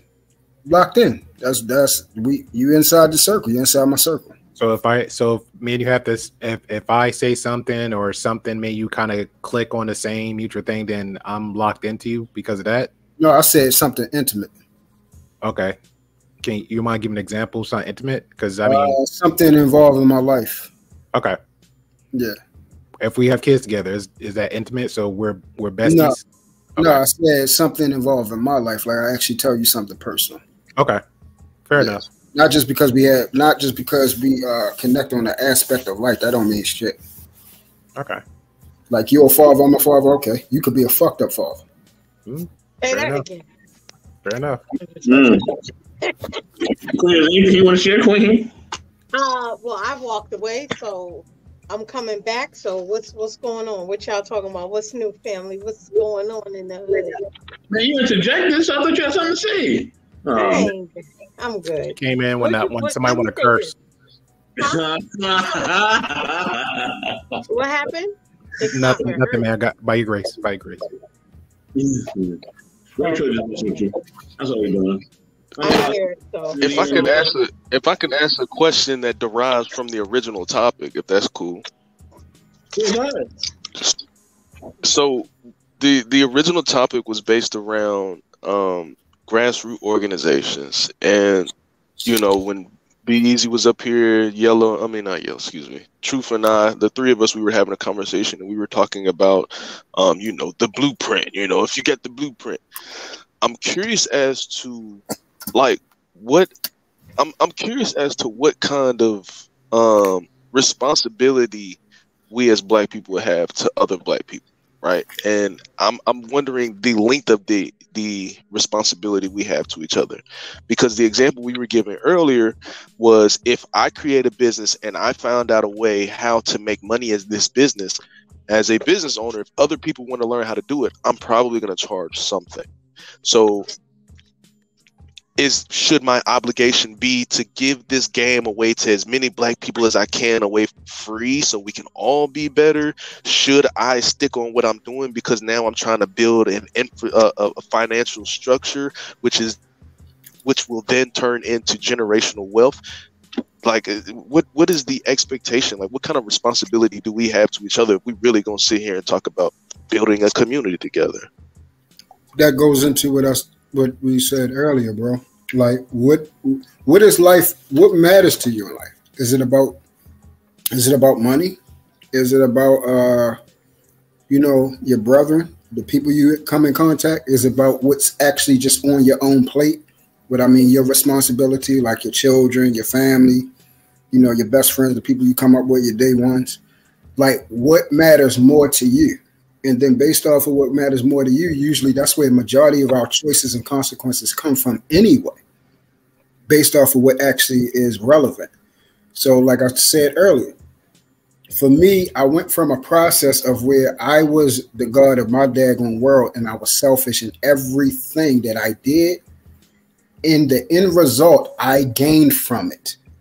Now I have learned, and I'm continuously mastering how to not create a debt for somebody else. In other words, when I do something, you do not have to return that. So I'm not expecting you to return it at all. But if you choose to, it will be grateful. So I don't care whether it's 5 years, 10 years from now. I don't give a fuck about it. I did it because it was in my power to do it. I had the money to give. I had the time to give. I picked you up and took you to the doctors when you had to check on your baby in your stomach because I was able to be available at the time in between transitioning jobs. And no, I'm not screwing her. You see what I'm saying? It's either you're going to do for people or not. If you're not that type of person, then don't do it. Another will come. Another person that's going to do for them, they will come. And they will do for them without charging. So at the end of the day, we got to find out and be realistic about who we actually are. And stop trying to put on a facade for other people to like us and see us as an image, because that image, it get tiring when you're trying to put it up and it really ain't you. You're going to get frustrated trying to be something you're not. No, the fake gold will fade away, baby. Yeah, and it's and that bronze is coming out. And eventually, like she said, it's going to fade off, and that's fool's gold. That's right. It's going to snap right in half, and then everybody you're going to be wide open for everybody to see. Turn your neck green and everything. Yep. So the best thing is for you to take time and grow into the person that you want to be, not what I want you to be, not what the world, what you think is the best you. For me, I'm learning to be more selfless because I actually do want a world like that, even though I know in this world, majority of that is not going to happen. Majority of us is not decent people. But if I can just have a nucleus of 5, a starting 5, and basically I have that now in my life. That's why if anything else comes, it's just icing on the cake. I have everything that I need in order to be successful.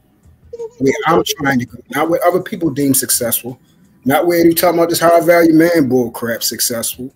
Even if I get there, what I deem as successful for my children, for my life, people I'm touching under my umbrella, and things like that. What is important and relevant to you? Now, like you said, if your goal is, hey, I have something and I believe it's a sure thing and I want to get compensated for it, fine. That's what you want to do. At one point in my life, I was there. Everything I did, I wanted somehow it to be transactional. I'm going to get something the fuck out of it. And if I'm not gaining in some type of way where I'm one up, I'm not doing shit. I don't care if you hungry, starving, or none of that. I was that selfish in that manner. But then I grew and that changed. And then I became even more selfless.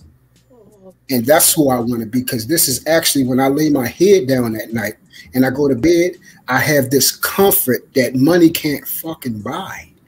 Because I know I'm actually doing the right thing. I'm actually serving the actual purpose. Not shit that we think our purpose in what we have and what we do. It's supposed to be who you actually are. Who are you? So when I do for people, I lay my head down and I have a comfort. Like I actually made a change. Like somebody was actually hungry or something and I fed them. You see what I'm saying? Or somebody needed a ride somewhere and no, I didn't charge them. Hey, mate, hey, look, I'm going to make sure I work my way around where I'm working right now and fit you in there, because I remember when my black ass was walking 5-6 miles to get somewhere and I didn't feel like it. My legs was hurting and I wish somebody would have picked me up. Because one thing I don't know if I'm ever going to return to my black ass walking again. You don't know. You don't know what's going to happen. So for me, it's always going to stand. If I got a sure product, my man 84 need it, he's going to get it. I don't care how hard I work for it, because my job is not to make him suffer.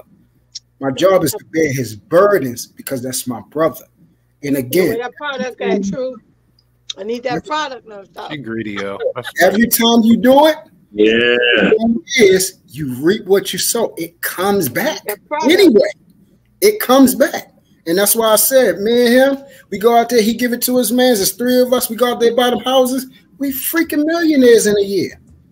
All because of one thing, because I gave it freely instead of saying, hey, you know what? Hey, make sure we set up a Patreon package where I'm getting $100 a pop, because this is instant gratification right now. I'm getting paper in my hand right now. But I'm not thinking 10, 20 steps ahead that I'm going to be a millionaire in a year, because I'm worried about that $100 coming in my hand right now. We got to be a lot more intelligent, bro. That's the way I look at it. Watch or Queen, either one. I was gonna say I don't think you need to give anything away for free. But I think the original question was, do the communities need grassroots organizations? So a business and an organization is about empowering the people. A business is about empowering yourself, and you may give back to the community. Business is about you. So yeah, I don't think there's anything wrong with having a business and charging for it. But as you're charging for it, you may see little Scrappy over here who got a knack for business or need a little summer job. So are you going to take him under your wing and hire him and have him work for you? And that's also what I'm talking about when I say give back to the community. Like how the thing I'm doing outside of YouTube, personal life, is I'm trying to retire a lot of people.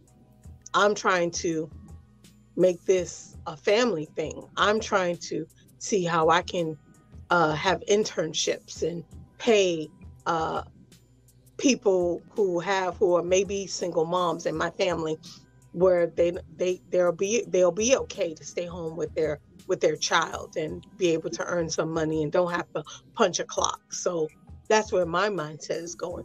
What I already left my email for you in the back. Huh? I already left my email for you in the back. Family, not people on podcasts. I'm just messing with you. But I'm looking at how I can support them and versus just me, you know. So I think that's what I think when I think of this topic. 100 watts. It's not about anything for free or giving me what you earn. You know, it's about how can I empower you with it. Like in my day-to-day, I see so many cultures. If there's an opportunity at their particular job, they're calling their cousins, their aunts, their uncles, their sisters, and they're actually sitting with them, training them, showing them how to do what they need to do to get the job. Versus sometimes us, we think of, oh, it's only one opportunity for us, and I got to be the one, and I can't. There you go. I can't give you anything. Damn, even at my jobs when I was in training, like literally taking my shit. The black women that were at these jobs, it was like we look at each other sideways, and I'm like, what are you looking at? First of all, you can't touch me with my experience, so you're not even in my lane. But at the same time, you constantly see me as your competition. I'm not your competition. But other cultures, they see each other, they see opportunities to get their uncle in, to get their cousin in, to get their sister in. That's why sometimes you go to these businesses, or I've been in different organizations, the whole family is in the organization. Talk to them, sis. God damn it. You think it's their organization, but it's not. I bet the whole family show up on time.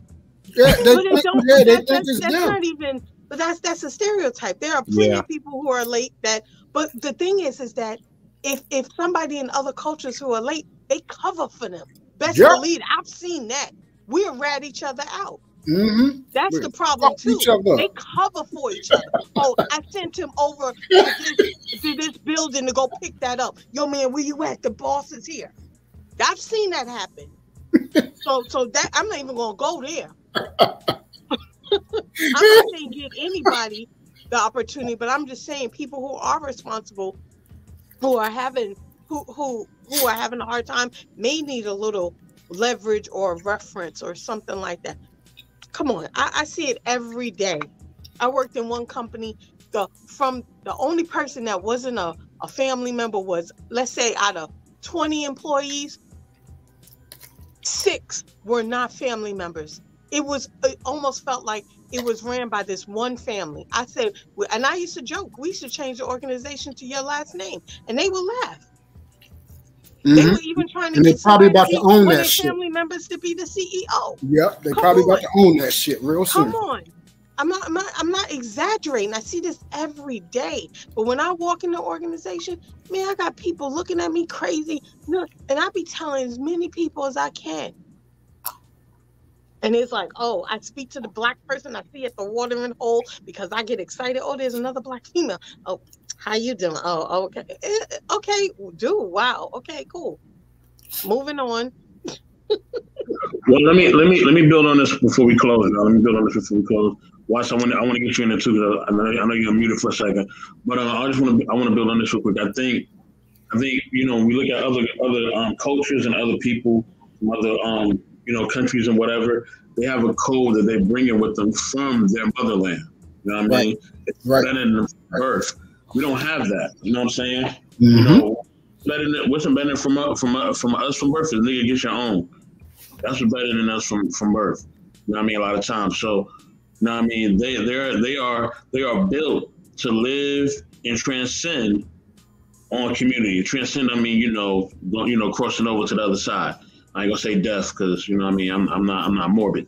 but they're built to live and transcend and build a legacy based on what they're taught in that region, based on what they're taught in their motherland.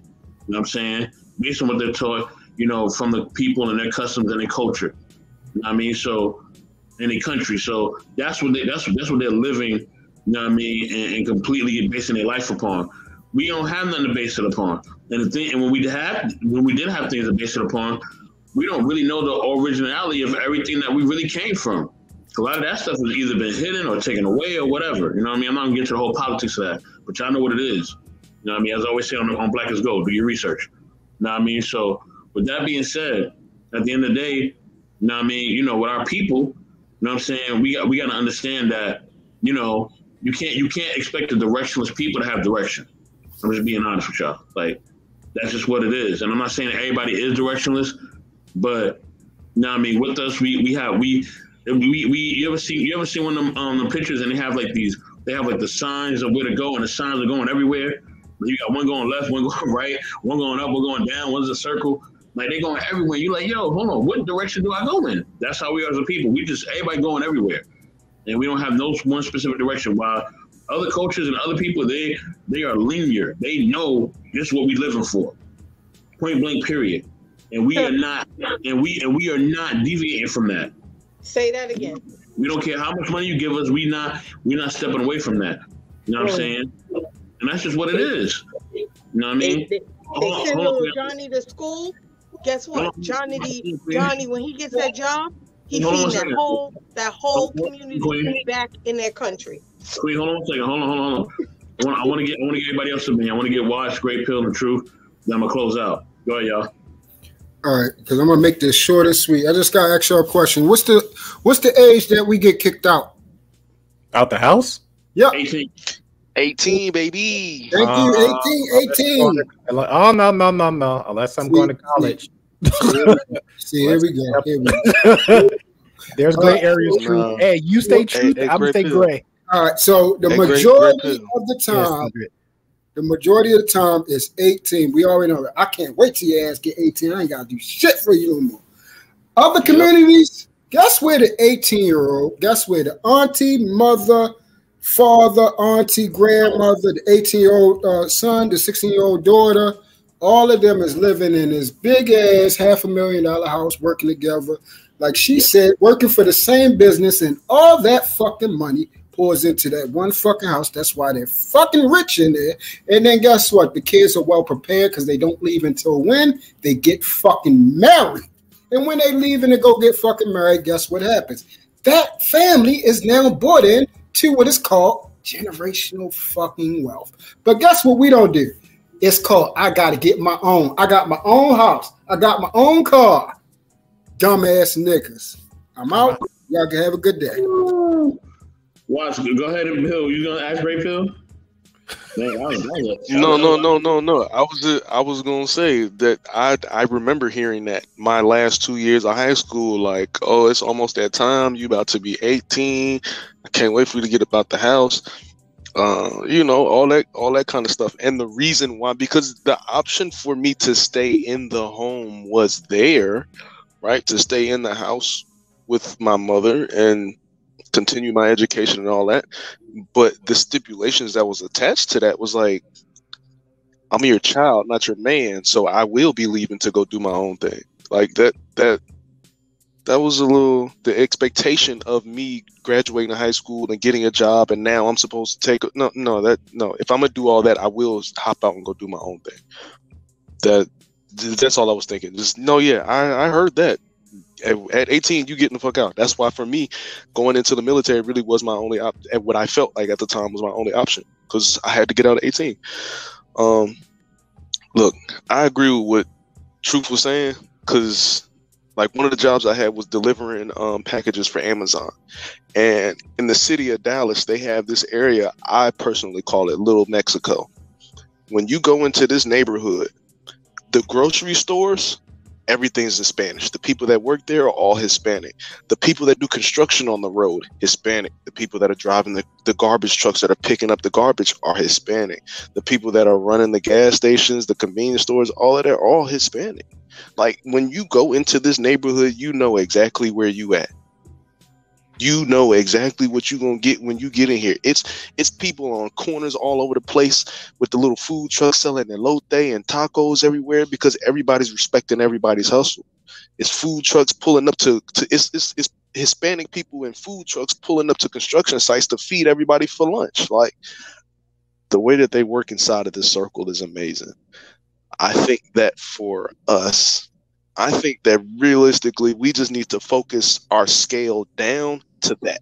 We need to find our little Africa, our little Haiti, our little whatever, and it not be what people think of when they hear Chicago or Compton or Baltimore. Like, we need to be able to build these communities because people, when people in this country do see Black people, they see communities, but those are hoods, those are projects and ghettos. If we can just focus on our individual project, our individual hood, and grow from there, the limbs of the tree will just grow and the leaves will start touching each other and everything. It's all gonna run into place. But the bigger the whole, we need a national NAACP that's gonna cover all the Black people all across the country. That shit's unrealistic. Super unrealistic.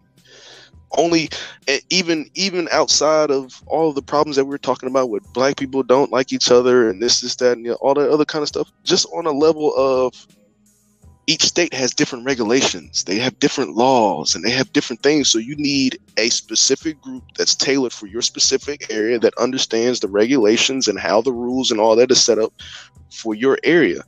Because an activist in Atlanta can't necessarily help somebody in Columbus, Ohio, because again, the regulations and the rules and even the rules of engagement, how people talk to each other, how people interact with each other. Like when you go down south, people expect to wave at their neighbors when they drive past. But when you go to New York or Jersey or something like that, if you waving at your neighbor, you probably setting them up or something. Like the people just up north, that shit, that's not a rule of engagement. You mind your business and keep going. But down south, people like to acknowledge each other and talk. I can't tell you how many times I've done been in Walmart and a random white lady just standing here having a long ass conversation with me in line in the store just because she's a nice Southern hospitality white one. Like, that's just, if we just scale down, focus on our little areas. Like me personally, the whole pro-Black thing, I question it, because for me, as long as I can take care of the children that I'm responsible for and the homies inside of my circle that's helping me build what I need, if they're helping me build what I need, then I know that I'm helping them build what they need. And if I help them build what they need, they can go touch somebody else and help them build what they need. So I'm just focusing on my little small group, and hopefully it grows into be something bigger than what it is right now. Like, that's really my only focus, because I can't help everybody. Well, FN said. Well, with that being said, y'all, thank you for tuning out to Relationships. Much love, party people. We're coming through, man. Much love, Hunter Watson. Glad to see you, bro, man. Definitely tap in with me on Fly, man, whatever you can. You know what I'm saying? But yeah, everybody, man. Salute to everybody that was on here, man. Salute. Definitely like and subscribe. You know what I'm saying? We got something coming up for Valentine's Day tomorrow. I believe it's Lola and Stan. They doing a little something. You know what I mean? But yeah, salute to everybody, man. Salute to everybody in the chat. Thank you for pulling up. Thank you for showing us love, man. But with that, we are out.